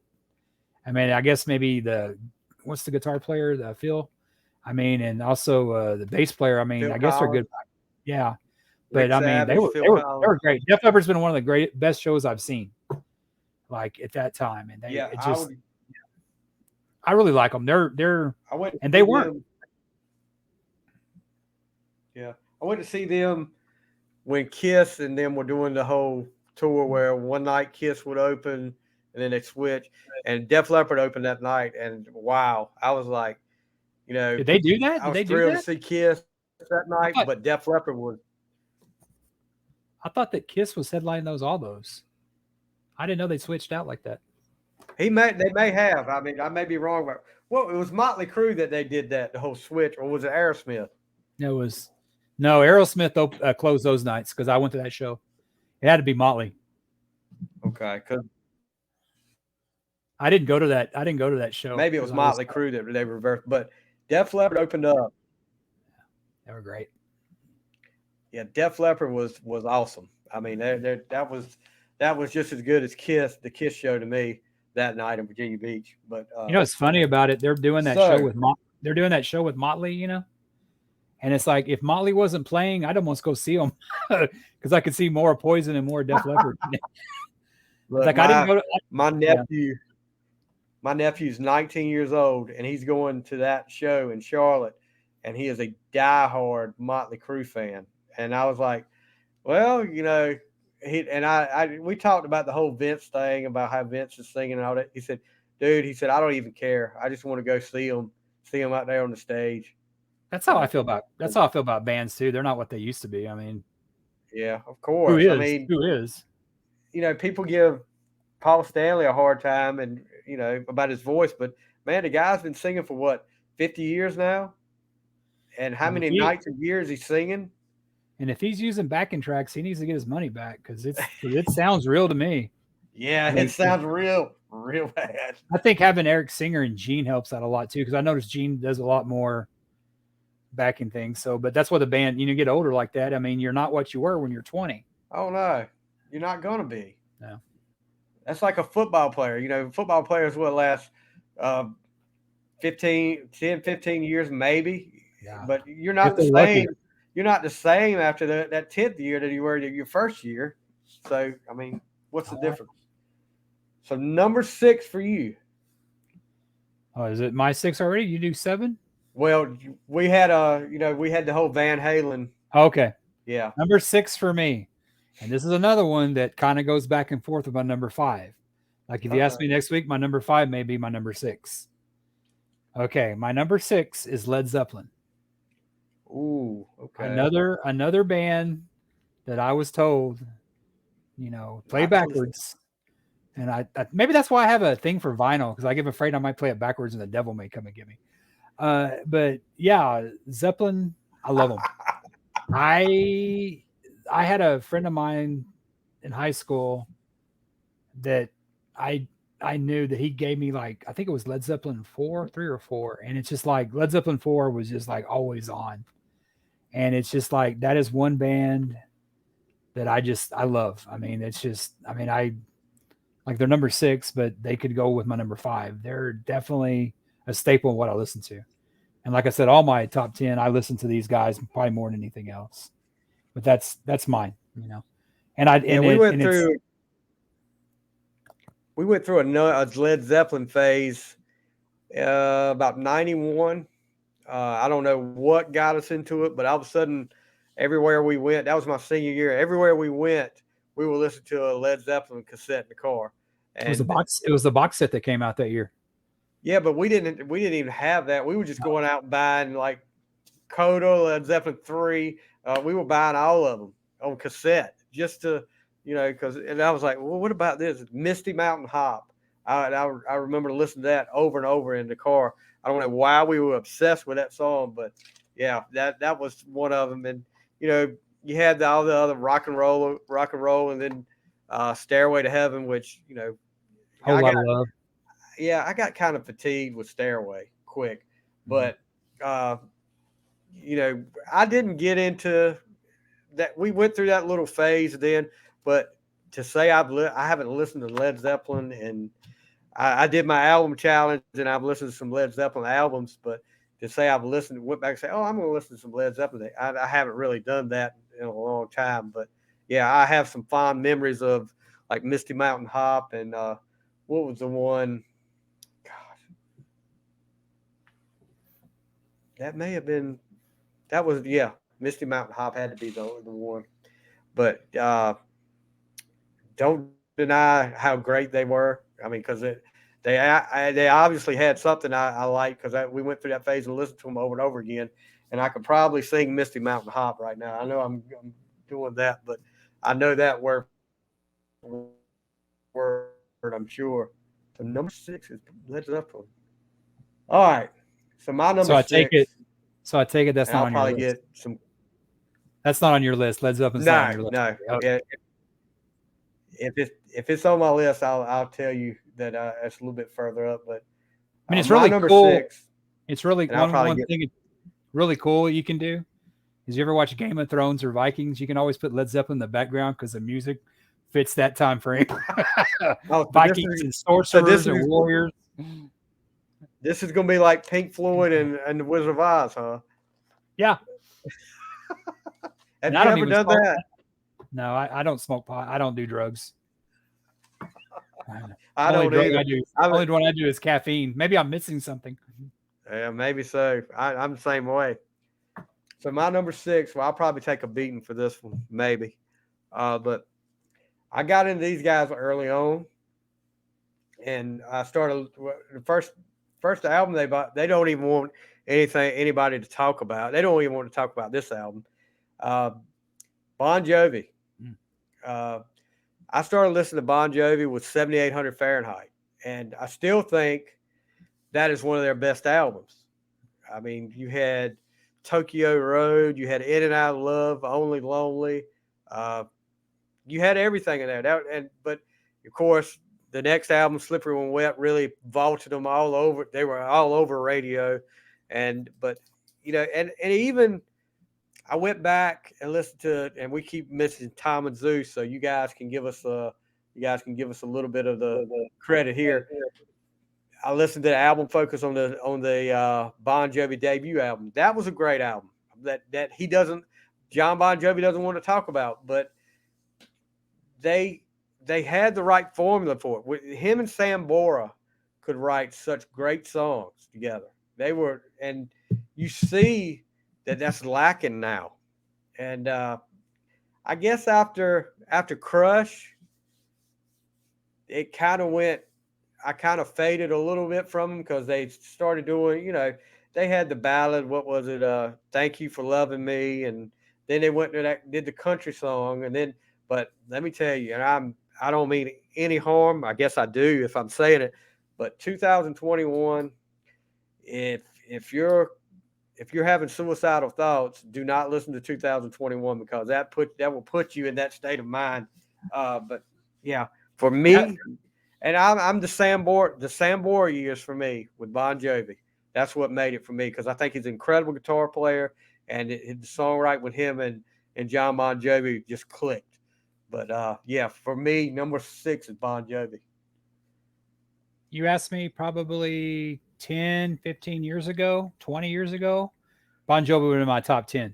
Yeah, I didn't really discover them till You Love a Bad Name.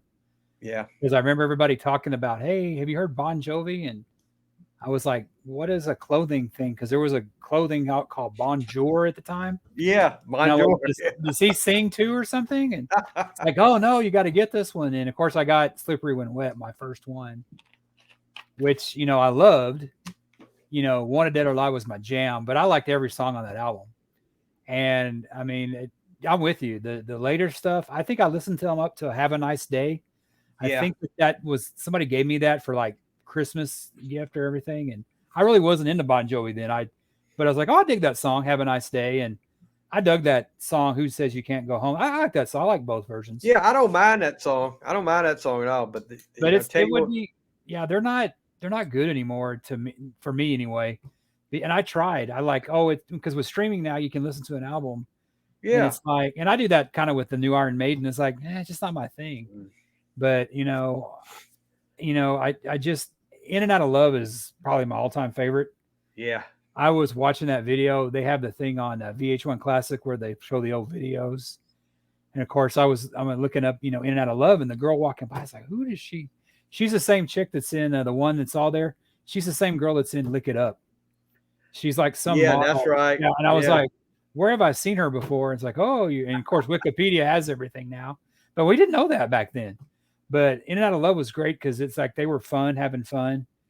But thing about Bon Jovi that's always kind of irritated me, he's like, it's always kind of been about him, and I know it's his band. But what really disappointed me is when Sambora just didn't show up. And I Yeah. had to really go with John on that one because it was like, man, it's a business. It's not showing up. That's not cool. That's not It's like, cool. well, I had stuff to take care of. You're a multimillionaire. They could have postponed his show, but just have to show up. But I thought John had a lot of class. He invited, who was it? The other guy that Alex said, John or whatever, the bass player, and him. They Alec put them John all. Suck. Yeah, oh, yeah. Is that his name? And they added all them on there, and they put them in the Hall of Fame. I thought that was pretty cool. And of course, the Howard Stern Yeah. induction was cool. But yeah, they're a band. I listened to them. They were in my top, like I guess my Spotify top. They were like number 3 last year for me, which I thought was kind of weird. But I think I told Tom, I go, it's probably because of your album review because I went back and listened to those first 2 albums. I mean, I know Yeah. Slippery, but those first 2 albums, both of them were great. Yeah. They I mean, were. they have nothing to be ashamed of on there. I mean, it's And they went back on that Circle tour and played some of the stuff off the Bon Jovi album, and they may have played one off 7800. But I don't know how 7800 was what got me to be a Bon Jovi fan. I don't know how you just, and a lot of people love that album. Obviously, you hear it. I hear a lot of people talking about how much they love it. I just don't know what is his problem with that album. I don't it's know like what the problem is. it's like Kiss with Asylum and Crazy Nights and stuff. It's just, I don't know. I don't get it either. But Tom and Zeus made a good point. Like I said, we're bringing them up again because we listen to them a lot. But when you do stuff like that with Paul Stanley talking about some of the Kiss albums, with Bon Jovi talking about 7800 Fahrenheit and the debut album, when you put it down like that, I don't know what we were doing like that. You're also putting down your fans that like that stuff. They're like, oh, we like this stuff. What's wrong with us then? So don't you probably won't see Gene saying that. You like it? You want to buy it? Yeah, $9.99. It's online. what price you want to pay for that? Yeah. So yeah, Bon Jovi for me is number 6. What's your number 5? My number 5, like I said, this could be switched out. This could be switched out between my list between 5 and 6. This is what started it for me as metal wise, because I grew up. I grew up like listening to like Foreigner and as a kid, Rod Stewart. Yeah. And I there for a while I was in the country. Alabama was my band because I live in Missouri and stuff. So my neighbor had this album, and he goes, "Listen to this." Puts it on. All I hear the bells, like, and I hear the guitar coming in. Uh-oh. And I hear a guy singing, "Satan's gonna get you, hell's bells." And there was actually one of the Christian rock documentaries I had to watch was called Hell's Bells. AC/DC was so prominently focused on there that it was like I felt bad listening to it, but I couldn't get away from it. And they have played Hell's Bells, Shook Me All Night Long, Back in Black. Back in Black is my favorite album of all time. I love every song on that album. And when they were playing it in Iron Man, Shoot the Thrill, I was like in the theater, I was like, this is awesome. And you got younger kids like in ACDC. Yeah. To me, the greatest hard rock band ever is ACDC. That's my opinion. They just transcend everything. They're great with Bond. They're better with Brian, in my opinion. But I grew up on Brian. But they're two different bands, but they're great.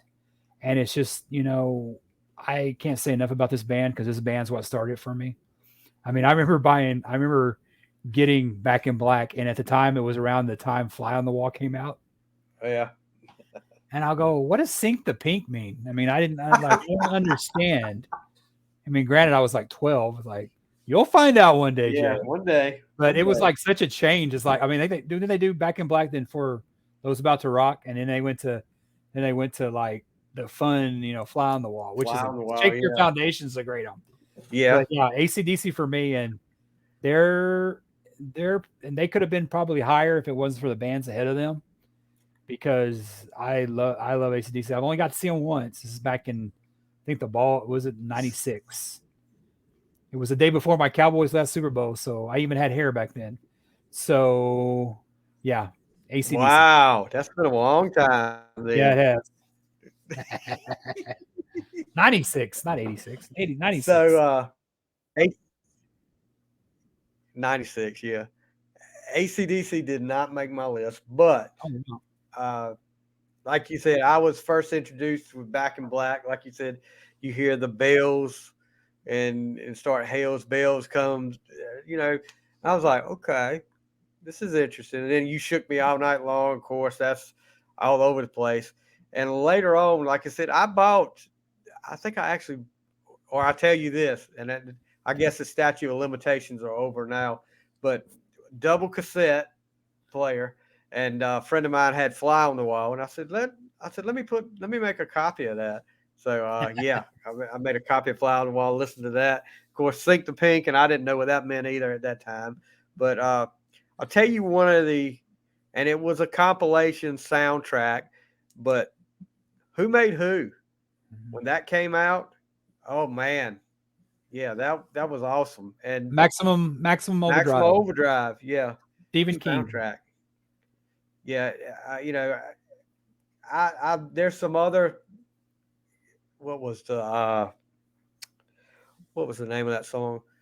And it's a deep cut that I really enjoyed, and I came about by accident. Two's Up. I don't know if you've heard that song before. Probably. Off, gosh, which one is it? It's off the same. I think it's off the same album as Money Talks. Oh, Razor's Edge. Yeah, Razor's Edge. So yeah, Two's Up. When I listened to that, I was like, this is pretty cool. And it didn't really sound like it was different than ACDC had done to me before. But I don't know if you've heard it before. You might want to go back and check that out. But yeah, Two's Up. But ACDC, and you talked earlier, and you triggered my memory about backward playing vinyl backwards. When I was like maybe 9 or 10 years old, uh, a guy came to our school, and he was a preacher, and his name was, I think his name was Albert Long. I think I may be wrong with that, but my dad was working at school at the time, and he got to talking to the guy after it was over, and he gave him some albums and a cassette to play, of him talking, and he was doing the whole backward masking thing and playing stuff backwards, and played Zeppelin backwards, and all this other stuff backwards, and he was telling you what they were saying, and I was like, what? But yeah, the whole backward masking thing, it really, but it never stopped. I mean, I was like, is this for real? But it never stopped me from listening, because I was like, I'm not going, I don't think I'm going to be going out and trying to cut anybody's head off tomorrow or leading Satan's army down the road or anything. But I think I've turned out pretty good. And if you But ever do yeah, that, call that's me and I'll join you. I don't listen to too many albums backwards anyway. So, um, but okay. So number 5 for you is ACDC. Yes, sir. So number 5 for me, and this I guess I fell in love with them back in the and I really could have fell in love with them back in the mid '80s when they came out with their self-titled album. And after that, I just it just grew and grew. Every album, which and they're not, and this is another band that's not big fans of their albums from that era, the era that really made them superstars. But yeah, for me, number five is Heart. Hmm. And the Wow. way I was introduced to Heart was, self-titled album in 80, I think it was 84, 85. And but the album that really got me was the next one after that was Bad Animals. Hearing Alone for the first time and seeing the video and seeing Nancy Wilson play the guitar. Oh my gosh! But Alone is definitely, you know, it's got to be in the conversation for me as top 10, one of my top 10 favorite songs. But the way she plays and the way that video goes, and it's just an awesome song. But Bad Animals, I don't know how people feel about that album. I hadn't heard a lot of bad things, but I love Bad Animals from start to finish. I love that better than self-titled album. And then I went backwards after that with like Barracuda, um, and Magic Man and all that stuff from back then.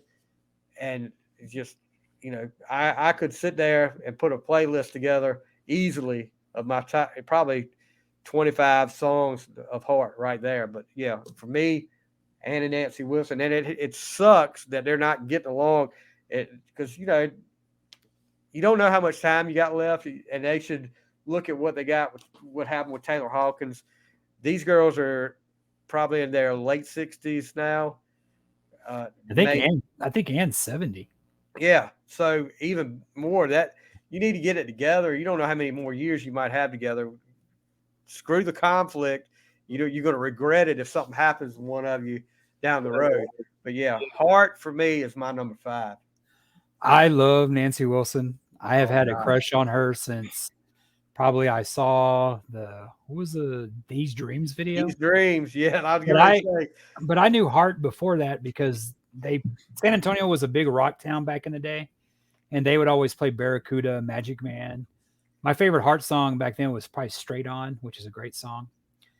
But you asked me probably, 30 years ago when it came out, when to me Brigade is their best, Brigade. is my favorite. I Yeah, love that. I love every song on that because it's got some heavy stuff on there, yeah, it like does. the night and stuff. And plus, Nancy was starting to sing more. And when she did Stranded, I mean, I can't tell you how many times I had to record that and Oh watch that gosh, back then. We didn't have YouTube back then. But yeah, I love Brigade and I love this kind of the stuff afterwards. And yeah, Heart's a great band. And yeah, I wish they'd get back together. They toured with Def Leppard, I think, and Tesla was open. I am so mad I missed that tour because that's like three bands I really like. oh And yeah, that would have been awesome. but Heart, yeah, Heart, especially Bad Animals, I didn't like it. I mean, I liked it. I didn't like the Mm, production. It seemed kind of thin. It wasn't amped up as much as Brigade. I think that's why Brigade was so amped up and right, like, maybe so. and stuff like that. But I remember when that video came out, All I Want to Do, that one that Mutt Lang wrote, and Yeah. it was so controversial. And Oh yeah. you look at what was controversial back then to what is kind of like Living in Sin by Bon Jovi. And you look at They what's didn't want to play that on MTV. and that it's like God, those are like nothing to what we got now. I mean, it's like I mean, it's like we know we're getting old when it's like it, but that didn't bug me. I mean, anytime I can see Nancy Wilson and Hart, even though Gene Simmons and 80s, uh, what's her 80s Anne Yeah. were never seen in the same area together, Oh my God. especially around the Smashes era. You put Gene and her together, you don't see them the same place. Oh no, They're definitely wearing the same wig. you got to go back and watch what was that movie? He played the Transvestite, yeah. yeah, Too Young to Die or something Never, like yeah, that never. with John Yeah. Stamos. Stamos, yeah, yeah. He didn't look quite that bad. And Tom and Zeus, I'm waiting for the movie review for that movie. I want to hear that. You got to get paid to watch that thing. Woo. I've seen it. It's horrible. Yeah, I've seen it. I've seen it.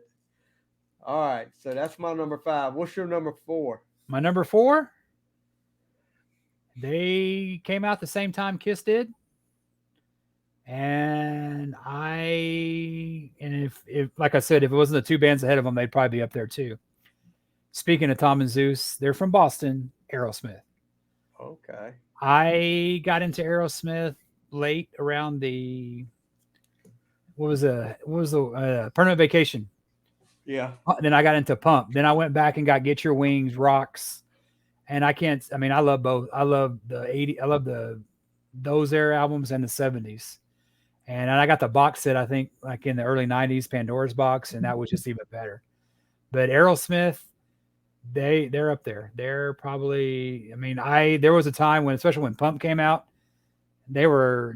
I just listened to them all the time. I mean, it was cool to go back and like what I had done earlier with Kiss to go back there and listen to the older stuff because I think I love that stuff. I love like Get Your Wing. I love that's Get Your Wings and came out the same time Dress to Kill did. That would have been two albums I would have bought. But I missed out though that I mean these bands would release albums like every year, especially like and it's like now Oh it's like yeah.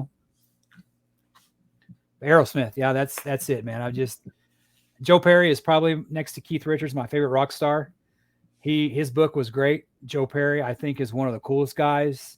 He's the guy that I'd like to get dropped in the elevator with, talk to, I mean, something like that. I think he'd be a cool dude. He seems like a cool dude because call Steven out on his BS. Oh yeah, he does. He definitely does. So, and he needs that too. Read Uh, his book. If you get a chance to read his book, read his Aerosmith, book. I'll check it out. I'll definitely check it out. Aerosmith, uh, not on my list, but they. I remember Headbangers Ball on MTV, and I was not one of those guys that had cable, but I'd go spend the night with friends of mine that had it, and we'd watch Headbangers Ball, and You'd record it they'd too, always and like, show. yeah, Oh yeah, yeah, I got them recorded. I brought cassettes over so they were recorded for me. yes, Um, it seemed like every Headbangers Ball before it was over though, they were going to play the Dream On video from the 70s. They always played it every. It seemed like every Headbangers Ball, and I was like, "Who the heck is that?" And then that was that was right before Permanent Vacation come out, and then you get the whole "Dude Looks Like a Lady," and then Angel, and then like you said, Pump. They just kept cranking them out. I've got a friend of mine that is a diehard, ultimate Aerosmith fan, and we actually did an Aerosmith top 10, I and listened he to it. was bringing deep cuts out of there. And I got told that I think one of the comments that about mine was like going to the prom playlist because I Oh yes, wasn't. I'm not that big of a Aerosmith fan where I could go back and do all that. And I've listened to some of the older stuff, but yeah, I was doing most of like the Amazing, the Crying, and all that stuff. And what was the one? Hole in My Soul. I had that on my list, and they were like, "Oh my God, how do you like that song?" And I was like, "It's great." But yeah, Aerosmith. Um, that Dream On video you're talking about from the 70s was filmed, I believe, at the Texas Jam. I think that's yeah, exactly right, exactly right. Because there's one woman up there that is up there just doing this number, and they've got her in slow motion. I'm like, she is freaking polluted right now. You can see it in her eyes. Her and the band in the crowd. I think the whole place was. But so Aerosmith's number 4. Yes, sir. Number 4 for me is you talked about them earlier, so I know I'm going to get crucified on this because you said I'm not a big fan of them, but I am a fan of these guys, and it started in '81. Of course, I hear them on the radio, and they've got one of the iconic anthems that you hear at most sporting events. Uh, "Don't Stop Believing," and this Journey. I got introduced to Journey with the Escape cassette. I remember, and it's funny with music. I've got these memories from way back then that I can remember just like it was yesterday. I remember, I lived across the street from the school I went to, and there was always something going. And my dad worked, like I said, my dad worked over there, so I would go over there a lot after school. Yeah, believe it or not. Uh, there were practices like, and they had like the girls basketball team had practice. I remember having a biggest crush on one of the girls on that basketball team, and they were playing the Journey Escape cassette at practice and listening to that. And I was like, okay, this is pretty cool. And I was like, and of course, if she liked it, I liked it. But yeah, how could you not? I mean, Steve No. Perry's got one of the best voices ever. Um, hate, yeah, I hate they can't get along, but people are, of course, the whole New Year's Eve debacle this past year. Well, that's not Journey. That's not Journey. Give me a break. It's there's not a lot of bands like that that got the original. But Arnell does a great job with Journey, but loved Escape. And then when they did, what is it, Raised on Radio came after that. That was a pretty cool album. And then I went backwards, and of course, the Greatest Hits album. They've got so many great hits. But yeah, for me, number 4 is Journey. Okay, Can't wait to hear this. I don't hate Journey. I think what it is just Fatigue. yes, because when I was in like second grade, I lived in Missouri, and the seniors in the back of the bus, they had their tapes and they'd always play Journey. Of course, I was like, why can't you play some good music like Alabama? And they always played Journey, and I just was thinking, well, I didn't really like that. I mean, it's like I remember when I got the Rocky 3 soundtrack and it had Survivor, I was cool because I had that, like Yeah. I had the Tiger and stuff. Oh yeah. But yeah, Journey just never really with me, just never hit. But you know what's weird about Journey? I love Foolish Heart, and I love Steve Perry's solo stuff. Oh Like Sherry. that one and Foolish Heart? That was a good one. And I also there's one Journey song that I love that could have been I could see Bon Jovi doing this song, or maybe Kiss. I don't know if it's Kiss, maybe Aerosmith. I'll be Oh. all right without you. That is Oh their yeah. closest Oh thing yeah. to a hair band ballad ever. And it's just that's a good song. And I don't deny, and I think a lot of it kind of was a joke with me, like because they just never were my favorite.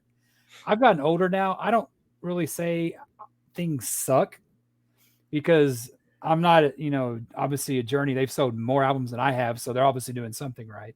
Yeah. But I don't do that. Like, oh, which is the band you think's overrated on Facebook? I don't do that because there's somebody out there that likes that. I heard enough of that Exactly. crap with Kiss. You know what I mean? It's like I don't need to hear that anymore. So, but I mean, hate's a kind of a strong word. They're not one of my favorites. Probably like how you feel about Aerosmith. I know the hits, but Yeah. the deep stuff I wouldn't know. Yeah. And you kind of look at Aerosmith and Journey; they're not too far apart. No, they're not. They both got great singers, and actually, part of Journey was one of my first concert when I saw Whitesnake. Bad English was opening up, and I remember walking into the arena, my first concert, like 1990, and they're playing "Best of What I Got," which is a great '80s song, and it's like Jonathan Cain, and I think Neil Sean, and I think Neil a Sean. couple other Yeah. ones. And I didn't know anything about Journey. I knew John Waite because of Missing You. I was like, oh, he has Yeah. long hair now. They're trying to be a metal band.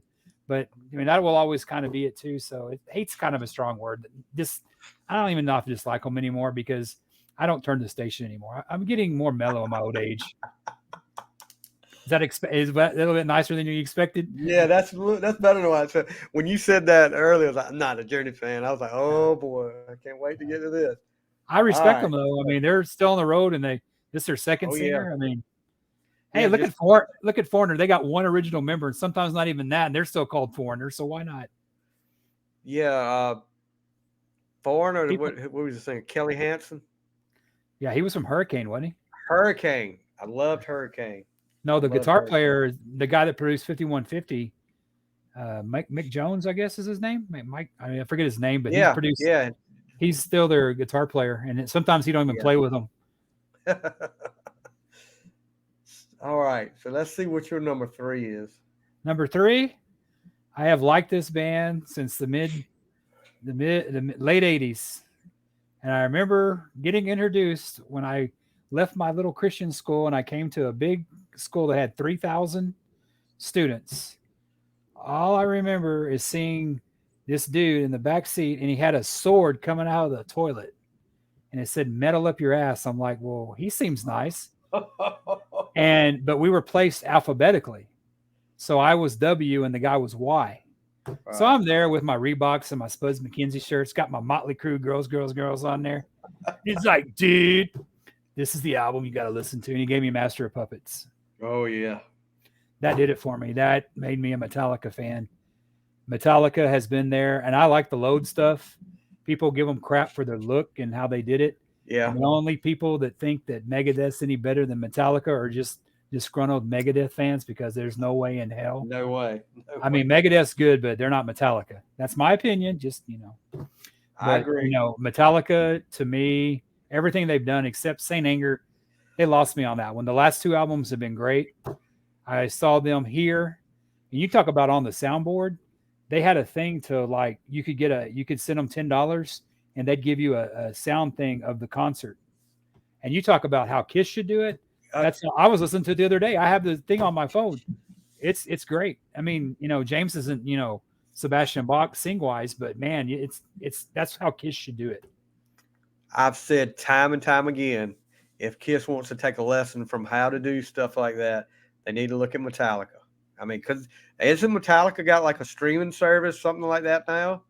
Yeah, but I think Metallica they may have the leg up on Kiss is because Metallica owns their catalog. Kiss That's doesn't, true. so I don't Yeah. think Kiss would be able. That's why Yeah. you probably don't see too much from Kiss like this because this is probably more their record label because they're not going to make any money off it. That's why Animalize didn't come out, and I mean people want that stuff, but I mean, yeah, Metallica they own their music. I think Motley did before they sold it, so there's Yeah. very Molly few just artists sold that do. there.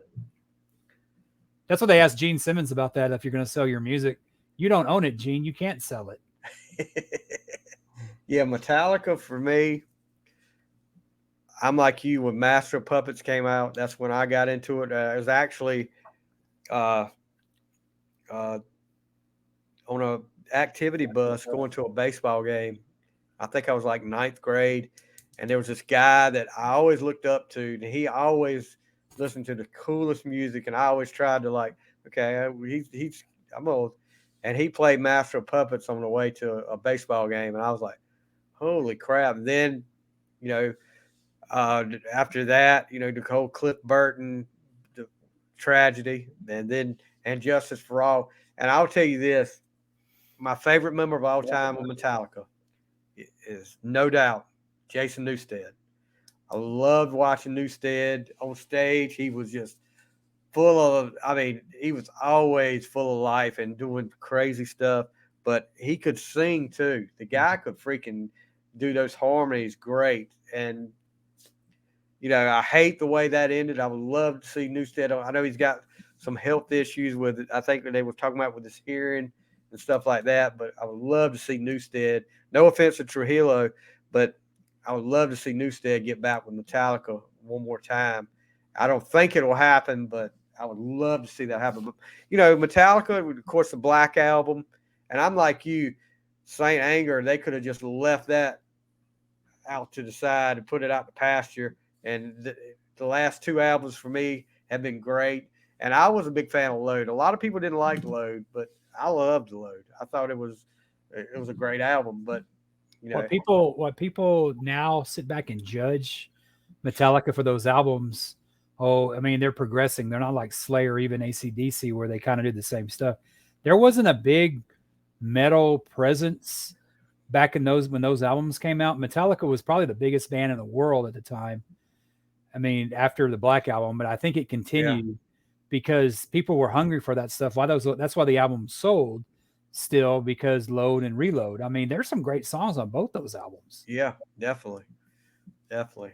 So number number three for me, we already talked about that was Motley Crue. You had that at number 9. So we'll go right to your number 2. Okay, the number 2 is probably different than any other band that in my list because they're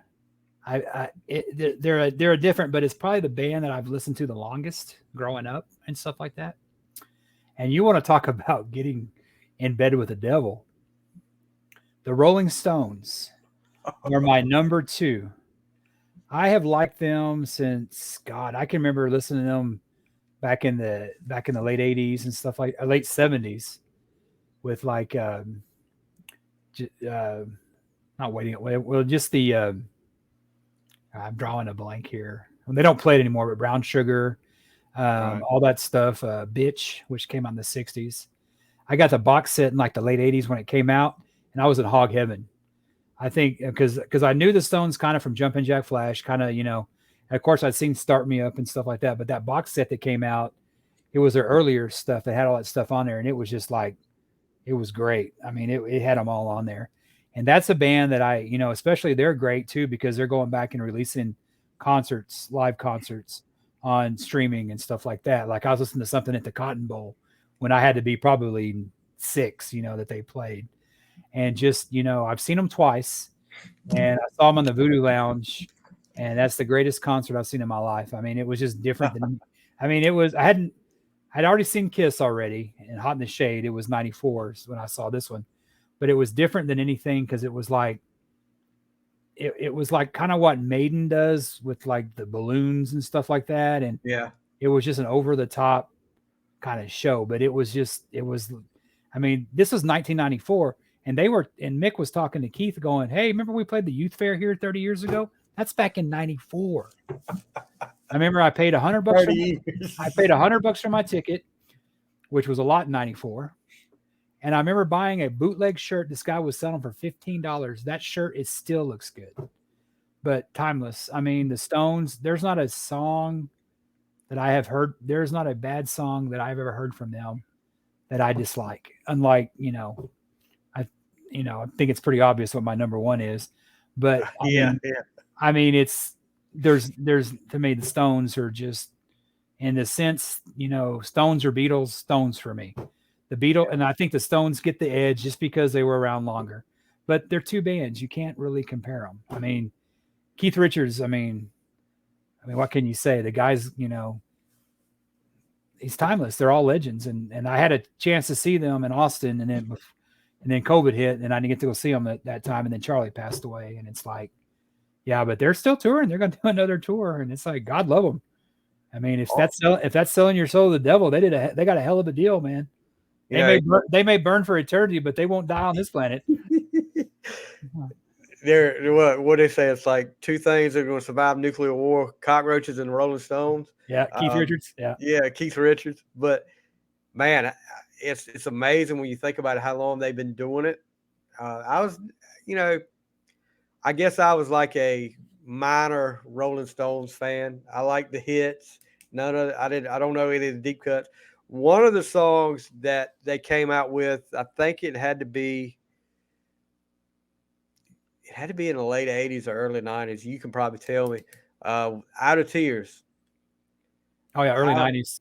that Out of was Tears. so un Rolling Stones like when I heard it, and I couldn't believe it was the Rolling Stones. They But were yeah, they were kind of doing a lot like that because on the album before that, Steel Wheels, they had uh a ballad called "Almost Hear You Sigh," and that was the era of the ballad, I think. Yeah, I yeah. know. Well, Yeah, I know what you're everybody was saying. doing ballads Yeah. then. But Does that surprise yeah. you that surprised you the Stones are on my list? Because they're different than No, anything I else mean no, now. because that's I mean I could see you being a Rolling Stone fan. I could. Because they're I different mean, than anybody else on my list, except yeah, maybe it is. Aerosmith, maybe a little bit. Well, my number two is probably going to be different from any of the other ones on my list, and and I've got two reasons for them being number two. Or first of all, I love the music. They just came out with a new album a few months ago, and for another reason, the lead singer is grew up right down the road from him. So, and I knew him. He was a little bit younger than me, but my number two is Daughtry. Mm. Uh, Chris Daughtry is out of a little town called Alaska with about 90 folks. He grew up here, and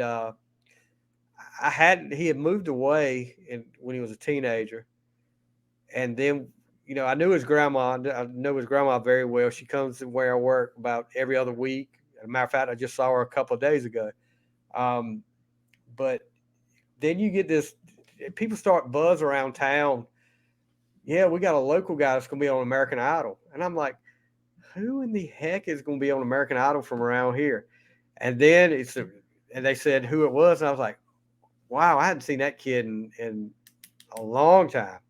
And then I said, watch it that night, bald headed, comes out bald headed, and he just puts on. I said, I have no clue that guy could put pipes. He had pipes like that. But yeah, he of course everybody knows he didn't get American Idol, which was probably best for him. But he puts that self titled album, the debut album, and man, it was freaking awesome. That's probably my favorite. It's still my favorite Daughtry album. But he sold I don't know how many records. I don't millions and millions of records. He's on tour right now. Dearly Beloved. I'm just getting finished listening to that entire album. If you, it's he got kind of got away from the hard rock with some of the later albums, which I wasn't a big fan of. But now he's getting back to rock, and man, it is so far it is freaking awesome. But yeah, I don't know too much about him. I know my buddy, he likes that kind of new rock, and he doesn't listen to anything after 19 or before 1980. But so he liked that, and he play a few songs, and I'm not too familiar with him, but I there's mean, I have to actually a listen to that. song on there's a song on the second album that is about. It's pretty cool when you get a song that's about the town you live in, and there's a song called September that's about here. It's about, and he said it's about here. He came back after Idol and did a concert at our on our football field, which is like there was people. Uh, we stayed right across the street from my parents' house, me and my wife and my daughter, and we were just watching. And there was people that came in the night before and spent the night in the parking lot from New Jersey, uh, different places like that. They drove all night to get here, and he put on a good show. He played Home, which is a great ballad. I don't know if you've ever heard that before. Uh, some people probably say they got a little fatigue from it, but yeah, if you want, that's a great ballad. He actually did a song with Vince Gill that kind of on the second album that kind of ventured into country a little bit. It was called Tennessee Line. That was a great one. But yeah, he's done some. A lot of people, if you don't like that kind of music, and I guess if it wasn't him, I probably wouldn't have given it a chance. But yeah, I mean, because he was before Idol, he was into grunge. He was in a grunge band, and they were, I think, it was called Absent Element was the name of that band. How old And is he? How old is he? Chris is probably, let's see, his brother is closer to my age. Chris is probably in his early 40s, Of course, he's going to grow up on grunge with but Nirvana and Alice in Chains. Of course, his yeah. brother told me a pretty cool story, and then we'll move on to our number ones. Uh, During the whole Idol thing, when he was still on, they would have to go to different functions, different parties, and there was one party they went to. Chris said that he was sitting across the ring. He was just, he's still kind of getting used to being around celebrities and stuff, and he was just looking around and he was like naming people off that were standing there. And then he saw across the room, he saw this guy, and he was like, "Holy crap!" And the guy started walking. He said, "I've got to go and speak to him." And the guy started walking towards him, and he said, "Maybe he's coming to speak to me." So he stopped, and he said, guy started talking to somebody else, and then Chris kind of turned around, and a few minutes later he felt somebody tap him on the shoulder, turned him around, and it was this guy. And he said, Chris looked at him, shook his hand, and said, "How you doing, sir? I'm Chris Daughtry." He said, "Son, you don't have to introduce me to you.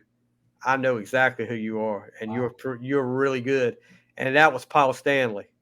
And Chris was talking about how big of a Kiss fan he was, and that was how cool that was to get to talk to Paul Stanley. But yeah, Did he go to him? Listen, you've been a dynamite now singer tonight, and you deserve to give yourself a round of applause. Let's go. oh god. But yeah, That's an awesome story. I'd be like, ha ha ha. Like I wouldn't be able to like talk and stuff like that if I met Yeah, Austin. and he comes back through here, which I haven't seen him, but he comes back through. His grandma will tell me that out of the blue one day, she heard a car door slam, and there he is, standing at the door, and she was like, "Did you come by yourself?" He said, "Yeah." He said, "I stopped and got gas at the gas station down there. Nobody." And I think what it was, everybody like, "Nah, that ain't Chris Daughtry here." Yeah. But yeah, it's pretty cool though. But I know small towns, I mean, they're not as enamored with celebrity like, they're kind of like, you know what I mean? I think that's a lot of it too. They're I'll tell more you this: that night, his grandparents behind their house had a big old barn that for a while there they called it the Alaska Grand Ole Opry, oh wow. and the actual Grand Ole Opry got in the middle of it and said you can't call it that. I don't know how they found out about it, but he went. That was where he played the first time he ever played on stage was there. But Oh that wow. night he went there, and people would come from all around, and it's like a barn dance. And when they saw him there, they would eat there. She said he signed more styrofoam plates than I've ever seen in my life. But yeah, so it's pretty cool. That's awesome. But I'll give him a all listen. right, Like I said, I don't know much about him. The songs I have heard are pretty good. My buddy played them all the time. yeah, And they have a song called "It's Not Over" or something like that. Is that what was the one? that was the first single. Hey, Yeah, and see, I that's know a song. Hey. yeah, that was the first single. That's what started all. But yeah, he's got, and I'm like I said, I just about finished listening to the latest one, and that's pretty cool. I think you would probably like that. Yeah, I got my Apple subscription. I'll download it and listen to it. Yeah. So number one, I think this is a real shocker. I mean, I I think, I I mean, I have think no you're gonna idea be. who you're gonna pick. I mean, I must say, I have been a Wilson Phillips fan most of my life, so they are my number Well, one. I mean, okay, oh, well, sorry, wrong podcast. new mine number one is New Kids on the Block. Dude, in sync, man. We know what it is. It's how we met. It had to do with Kiss. Everything goes Yeah. back to Kiss. My earliest memories of Kiss, I was late to the party, but I remember seeing Kiss Meets the Phantom. I was 5, and I remember I was just Googled it the other day, and it's when Gene's walking out. I guess it's the evil Gene, and he throws that those security guards, and then he goes to the Coke thing. You know what I mean? And I remember thinking, oh my god, they're badass. But I had no idea. I mean, I knew who they were, but I couldn't name a song to save my life. Right. Much less anything about Plaster Caster. And that's and I got that, and I remember, like I said, I remember Kiss, and what really got me into it was back to the all rock music is bad, and all this stuff like that. And I knew kind of who they are, and I got into them. I got into them because I saw Gene Simmons talking on one of these things, and this is, I think there was some parts of the Creatures of the Night era where they were going back and forth with I think the preachers at that time were the only people paying attention to them, Yeah. and Pretty stuff much. like that. But Gene was talking, and he was, wanted to be a rabbi. He knew more than the ministers did. And so me having to like watch this stuff, we had to watch this stuff. It made me a Kiss fan because I like Gene. And then I Right. would see him on interviews and then stuff like that. And I was like, man, these guys are pretty cool. But the one thing that got me into it was his girlfriend at the time. She was telling me about a song she goes, oh, I like that Kiss song. I'm like, what Kiss song? She goes, Tears Are Falling. And I'm thinking, okay. It's like, do you know that song? Like, no, I probably didn't know any song. So I went and Columbia House came in. So I think I got the heart out. I got the heart self-titled and that one. And I got Asylum. And I remember my mom going, why do you want that? I mean, it's like, they're kind of older for you, aren't they? It's like, I mean, they were relevant at the time. Yeah. I kind of knew about them a little much and stuff like that, but I got Asylum and I remember listening to it and I was like, I like these dudes. And I just pictured, I used to wear the makeup, and around this time, all the magazines would come out. So I was at school one day, and I think Exposed had just come out. So they Yeah. had a magazine for it. Yeah. I I had remember, it. I remember going to the grocery stores and always seeing a Kiss magazine. Oh, wow, I'm so lucky. And then realizing now that they always put them out because I knew that KTs like me would buy them, and stuff like that. And so I got into that, and then I think I got the Kiss Exposed video, and it just went downhill from there. I mean, Yeah. it. I remember kind of going back to the older stuff, and I remember they were playing "I Love It Loud," and I couldn't remember what song that was. So I went back to the record store, and I saw "Rock and Roll All Night." And I go, I think that's it. So I brought "Dress to Kill."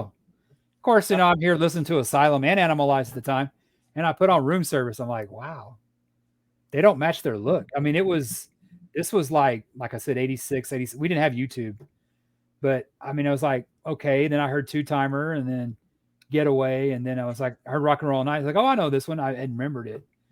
But Dress to Kill is it's one of my favorites now, but it took a while because I was like, who's this other guy singing? That's not Gene Simmons. You know what I mean? And of course, I mean, you say what you want to about Asylum, it's a lot heavier than Dress to Kill. And they were a lot Yeah. heavier band back then. I like Secretly Cool, King of the Mountain, you know. Anyway, I mean, Trial by Fire. I mean, that was heavier than what us. So it's like, wow, Kiss is pretty. But of course, then I got the Alive, and I think Alive kind of it makes me now like appreciate more live albums. Like I don't really like Injustice for All era, but I can listen to it on the live stuff, the Right. live version, and I Yeah. think Kiss personalized that. But ever since then, and like I said, I was a Motley Crue fan. And actually, the same girlfriend had recommended Home Sweet Home to me. So it's because of her I bought Theater of Pain and Asylum. So, but when I saw them in 90 I saw them in Austin with Faster Pussycat and Slaughter, Oh, the Hot and Shade Hot tour. in the Shade tour, when they opened up with I Stole Your Love, Yes. I was like, what is it? And I was like, it was so loud. But after that, I mean, they had me. I mean, I think I had just got on the Crazy Nights thing had come out, but when Hot in the Shade came out, that was kind of my first Kiss album that I'd heard them talk on Metal Shop. Hey, this is coming out. Heard Hide Your Heart was still a great song. Yeah. Should have been a bigger hit, Yeah, it especially should for have that been. time. But after, I mean, that I went from Motley to Kiss, and it's just ever since then. And that's my Kiss story. Yeah. Yeah, mine started a little earlier. I was brainwashed, I guess what you say, by my cousin. But when he brought the Destroyer album out and showed the cover, I was like 5 years old, and he showed me the cover, and then he put it on, and you hear that whole intro to Detroit Rock City, the car going, and I'm like, holy moly! And of course, the look got me, but the music kept me. And you talk about the Phantom. I've told this story before. We had a fall festival at my school, which was right across the street, like I said, and that was a thing to do at my age. You were like, okay, this is this is the coolest thing in the world. But that night, Phantom of the Park was coming on TV. I was like, I'm leaving. I've got to leave before it's over because Phantom of the Park's coming on. I'm not missing that. But yeah, I was after that. I was hooked, hook, line, and sinker. It was for Christmas, Easter, whatever birthdays. It was either Kiss or Star Wars, and Yeah. I had the Halloween costumes. I had the little toy guitar. We had the albums. I mean, this is how cool my parents were. Easter, I'm sitting there posing with my Easter present, which is the Elder for Easter one year, and it was like that every year. That was around the time when they came out with something every year, and I had something like that. Watch, I'm looking at my stuff right now. The Kiss lunch. I was the one that carried the Kiss lunchbox to school. Um, the Did Kiss you get over backpack. your Did you get over your childhood trauma having to listen to the Elder at that young? I mean, I actually brought the Elder to show and tell in my fourth grade class. oh wow. Yeah, and when it got to Mr. Blackwell, the teacher was like, after he said, Hell, you can go to hell. She was like, okay, that's enough of that. But yeah, so too and bad you didn't have Love Gun with you, and you can play that for oh, them. I Oh. really wish I had rock and roll over when I could put the hand in my pocket, grab hold to my rocket. Or But give me more, or how about what is it on Animalize? Burn, bitch, burn. Yeah. That could have been a good one. Or You heard that one on Lick It Up, Give Me More? yeah, oh yeah, Yeah. yeah. But That's what's cool. That's what's cool about Kiss is that they're like Aerosmith in that way that they don't come out and just say the F word. Motley does that. You know, yeah, they're kind of like they make you like let's put the X in sex, which everybody hates, but that's a cool song for the time. yeah, And you know that's why I kind of like them is that you have to kind of use your imagination. yeah. You Like know, put my log in your fireplace, or yeah. you And I tell you what though, you know, talking about Kiss, and they get a lot of grief for their '80s stuff, but I was, you know, I kind of was growing up and I had some teenage angst and I mean the Crazy Nights one like My Way and stuff like that. I mean, I know they kind of it's cheesy now, but Reason to Live, I yeah, mean, that may have saved my life because I was real depressed growing up in that kind of religious thing. It's something that I don't follow now, but it's like, you know, people laugh like, well, why do they mean so much to you? And it sounds cheesy as hell, but I mean, that was like I didn't have any brothers and sisters till I was older. I mean, that was like music was my thing. You know, I would have my Walkman and I would, you know, we had to make mixtapes back then because yeah, we didn't have, you know, 5,000 songs on one little phone. But I mean, I think that's why they mean so much to me is because I mean, it's almost like I mean, it sounds stupid like family, but I mean, that's no, why no, to it me it doesn't. doesn't go out of style because it's like, and I know that you know they give Paul a bunch of crap for you know him posting stuff, you know, and stuff, and I don't know. I just never really wanted to meet them because I was afraid I'd be disappointed. I was like, I Yeah, just like, I mean, I think it'd be cool, but I'm not going to pay $1,500 to meet them. I don't do that. I don't believe in that. I don't stand in line right. at a restaurant for food. I'm not going to pay 50. But hey, if you do it, you know, do it.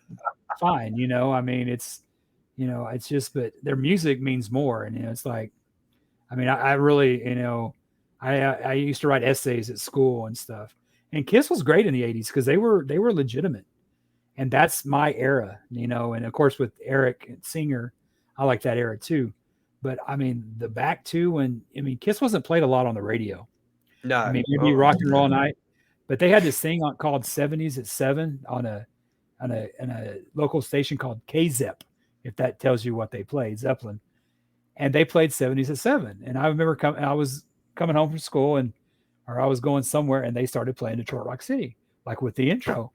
And I was like, man, this, I mean, it's like I'd hear Kiss and, you know, there's no YouTube back then, no Spotify.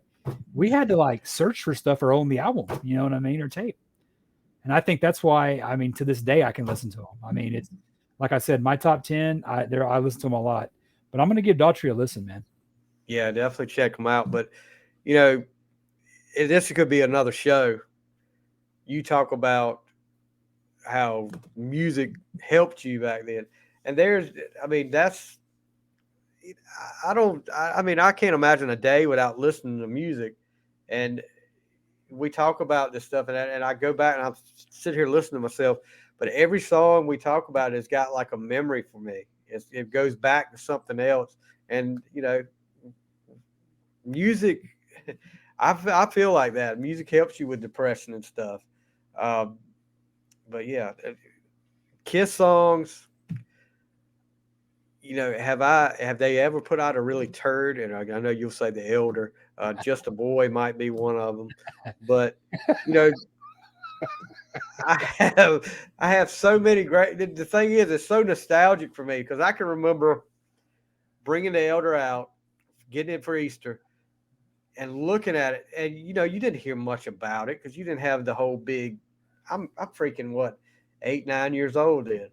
You didn't. I wasn't reading magazines like I mean not Hit Parade or anything like that, but Playboy it doesn't said count, you know. yeah when it said music from the Elder, I was like, wait a minute, is this going to be a movie? And then you pull it out and it's got that clear bag that the vinyl was in and all that stuff, and I was like, you know, I was enjoying it. I would listen to it over and over again, but I would, you know, pretty much Kiss could put out anything back then. I was going to listen to. And the older I get, you know, the more like, yeah, maybe Just a Boy is not something Paul should be doing. That may go on about the line of the Folgers commercial, but you know, but Kiss has been one of those bands that I've stuck with. You know, the main band that I've stuck with, no doubt. And a lot of people. Uh, I remember maybe a couple years ago on Facebook, I put up there, what is the one thing that that you know about me that I love the most, or something like that. You know, people put my wife and my daughter, my family, and then there was a couple guys put Kiss, and there was the guys that I grew up with. Kiss, definitely, but they've just, I don't know. I don't know what. I guess the look, like I said, the look brought me in, but the music's kept me over the years, and still enjoying it. You know, I would, like I said, I wouldn't pay $1,500 to meet them or nothing like that, but you know, I do. maybe maybe Nancy Wilson, circa 1986. Um, the thing about Kiss is it's weird is that we're kind of from two different. You started with the look and the music. Yeah, Me, it was a different look and the music. Like we're yeah, both are fans and we're this pretty much the same age. But I mean, I came from the 80s, yeah. because in the 70s, I mean, I was into the $6 Million Man and, stuff like that. I wasn't in the music, okay. Glenn Campbell was my guy, Rhinestone Cowboy, and stuff Rhinestone like, Cowboy, buddy. and stuff like that, and, hee haw, it's a Southern thing, hee haw and, Yeah. stuff like that. But it's Oh like, yeah. we're two different, we came in, we discovered the band two different ways, but they're still our band. And I love the old stuff. And I mean, I'm not crazy about the elder, but I must say that Boomerang is worse than anything on the elder. Oh, And I love Hot in the Shade, but Boomerang is just, Boomerang is a train wreck. yes. So I will defend I will give an elder that Just a Boy is better than Boomerang. I will give you that. But I like Escape from the Island. I love that jam. That could have been a great song if they would have done it. Escape from the Island is my, when I get an email that plays. So um, Kind of reminds me of that Def Leppard song, Switch 365. It's like yes, that one. yeah. Is it off Power Mania? I, I think so. is it off Power Mania, or is it off? Let me see. It's not on Hysteria. I We're know gonna that. do a little. No, it's not on stereo. I know that. But that's two intro. And I'm not a instrumental guy. I mean, I like Satriani's pretty cool, but it's like I'm What do not you a, think about?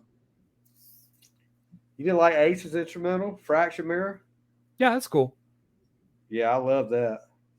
Uh, Let's see. Switch to 6-2.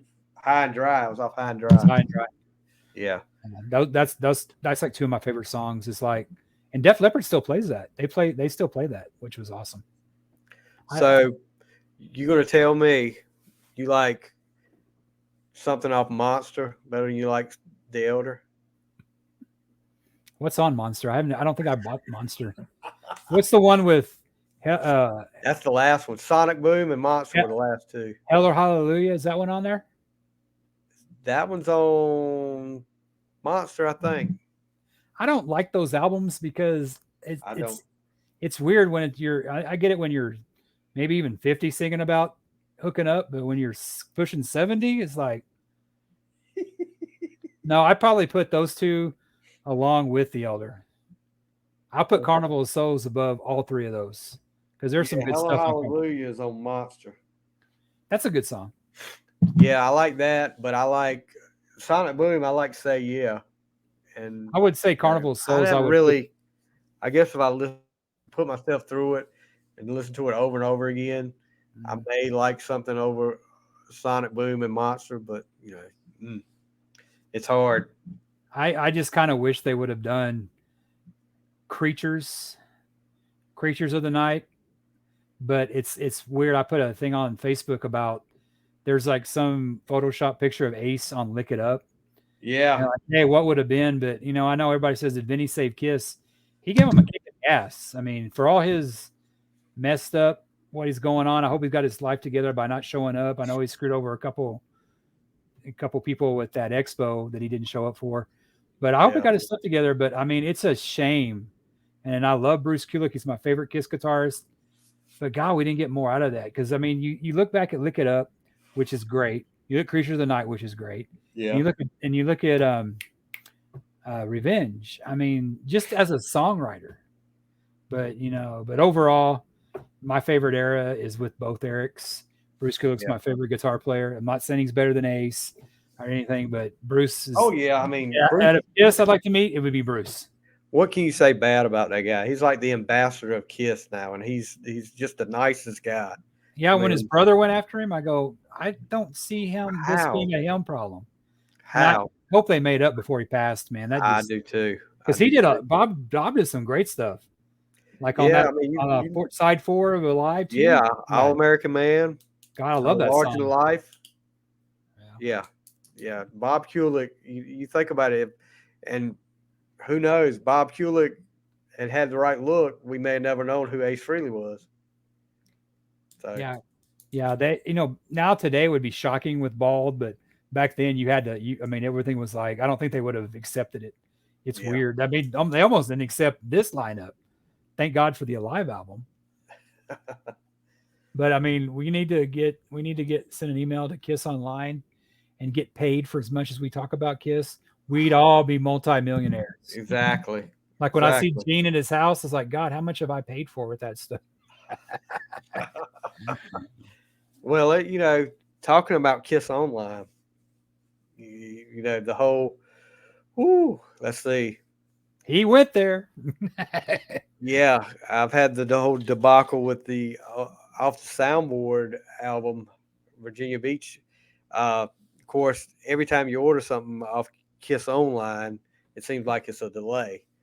And what really gets you is when you see the people on Amazon that order the same thing and they get it the day it comes out, and you're waiting on, And now with this one, I still don't have the Virginia Beach, which not a, it's not like I want. It's more of a collecting thing than the listening to. I can listen to it on Apple, but when you get a notice saying it was shipped after I emailed the people and they told me that it was a different company was taken over, it was delay, and I wouldn't have known this if I hadn't emailed them. And then they send me a thing shipped out the 22nd of March. And here it is. And, I track it like, every day I would check the tracking number. And it was kept saying USPS is awaiting package. And it finally got to where it was April the 4th, Monday. And I said, let me email them again because it's saying the same thing. And they were like, we need to investigate further to check in what's happened. And I said, I'll tell you what's happened. You hadn't sent my record. And, they finally sent me an email today saying it's the tracking number is showing updates now. So you should get it. And it says, I think the date is supposed to be here is April 14th. So I don't remember the exact date it actually came out, but yeah. So maybe by April 14th, I'm sure it's over a month after everybody else got it. I'll finally get it. And this is pre-ordered. When you pre-order something, you expect to get it the day it's supposed to come out. But yeah, Yeah, so is it like are people who ordered on Amazon getting it? It's just yeah, Kiss Online that's having the problem? oh yeah, Yeah. yeah. But apparently, there was even with the Destroyer box set, Yeah. there was delays with that. But that was And only like a week because I got yeah, mine. that was like a week. That wasn't bad. The first off the soundboard was a delay in that. But apparently, Kiss had been hearing the complaints, and they've switched companies that are managing the warehouse. So They that must because not they have nobody's must have taught them about Dubai yet, huh? evidently, yeah, I didn't even venture into the Dubai thing, but yeah, they said they had a new company. They were a new company, and if I had the order that I had placed before that company took over, I could not check out online because it was placed with another company. They had done away with that, but they would get my. They even offered to refund me when they told me about that the first time. And I said, no, I won't. I want my album, and so they said they will send it, and then we'll see if it gets here. The saga continues. So, Yeah, that's something. Yeah, that's something I don't. I'm not a collector. I'm not a. That's not but my thing. I will give them credit. The uh, the next one coming out should be a good one. They're actually going to a good time. The reunion tour at Donington, which is going And to then be. then the next one needs to go back 11 years to the Asylum Animalized era. We were talking about that. I think you posted that on the Loudcasters thing, and I don't know if it was on the same post or not, but somebody, I think it was LP Sterlino. Yeah, crazy guy. Love his post though. But he That is said, funny. you guys that are hoping for something with Eric Carr are probably going to be out of luck because of the relationship with the Carr family and Kiss. Uh, so I've still got my fingers crossed that we get something because Yeah, we but need a that's going to be a record company decision. That's not going to be an Eric Carr. He doesn't. He owns his image, yeah, and we've all seen these things. They don't have nothing of the band on there, so that's not going to be a problem. So I think, if anything, they just need to release. I got the Animalize uncensored ripped MP3 on my phone. right. They need to do something like that. But Eric Carr's family, I don't believe they own the music. It's Universal that owns it. So that'll be. I don't know if that's really a roadblock or not.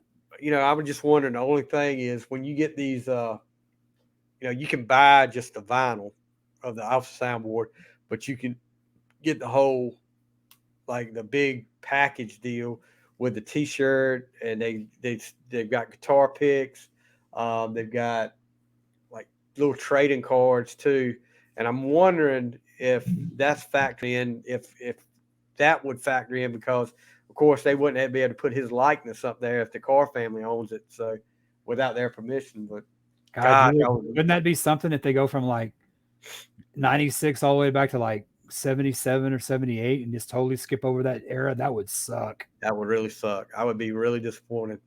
Yeah. I want a I want a asylum, hot in the shade era, or maybe even creatures era with him and Vinny I know there's no video, real good video of Asylum era, but there's got to be audio out there. I mean, somewhere. Yeah, I just want a good live album with Eric Carr. Uh, it would be great. So we've done our top 10 first show as my co-host. So thanks we've for having talked me. for Thanks for two the hours invite. and 30 minutes. Two Oh, hours and thirty we could minutes. go for another 2 hours and probably 2 days on Kiss. Yeah, and we'll do that. But we will definitely be back And I again. apologize to all the Wilson Phillips fans I may have offended by not being number one. That is my other podcast. Oh, just kidding. Yeah, but China Phillips. Oof, oof. Yeah. Anyway, guys, that's going to do it for tonight. We'll be back next time. We'll be blabbering about something else that you guys will hopefully will listen to. But man, yeah, and don't forget, check out the Motley Crue bracket on my Twitter. Girls, girls, girls versus Shout at the Devil, the championship. And then the next thing bracket we'll do, we're not going to get the cat out of the bag, but yeah, it's going to be a whole lot different than Motley Crue, just like we said. But Jason, appreciate you taking time out tonight and talking, Thanks. bud. Really That's enjoyed great, it. man. My pleasure, man. I had a great time. All right, guys, that's going to do it for tonight. You guys have a great week. This is On See the Fly. ya.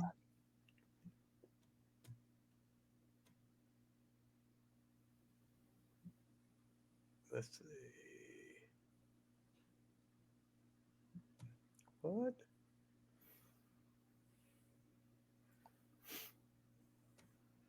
It Still won't. going. It won't end my broadcast. You guys out there listening, this thing will not let me end the broadcast. Hold up. Here we go. Maybe it will. AI has taken over. I'm going to really have to exit out the whole thing, though, because it's not letting me do it.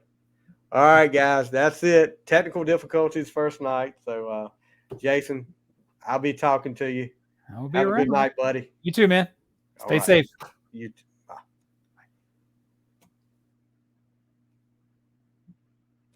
Mm.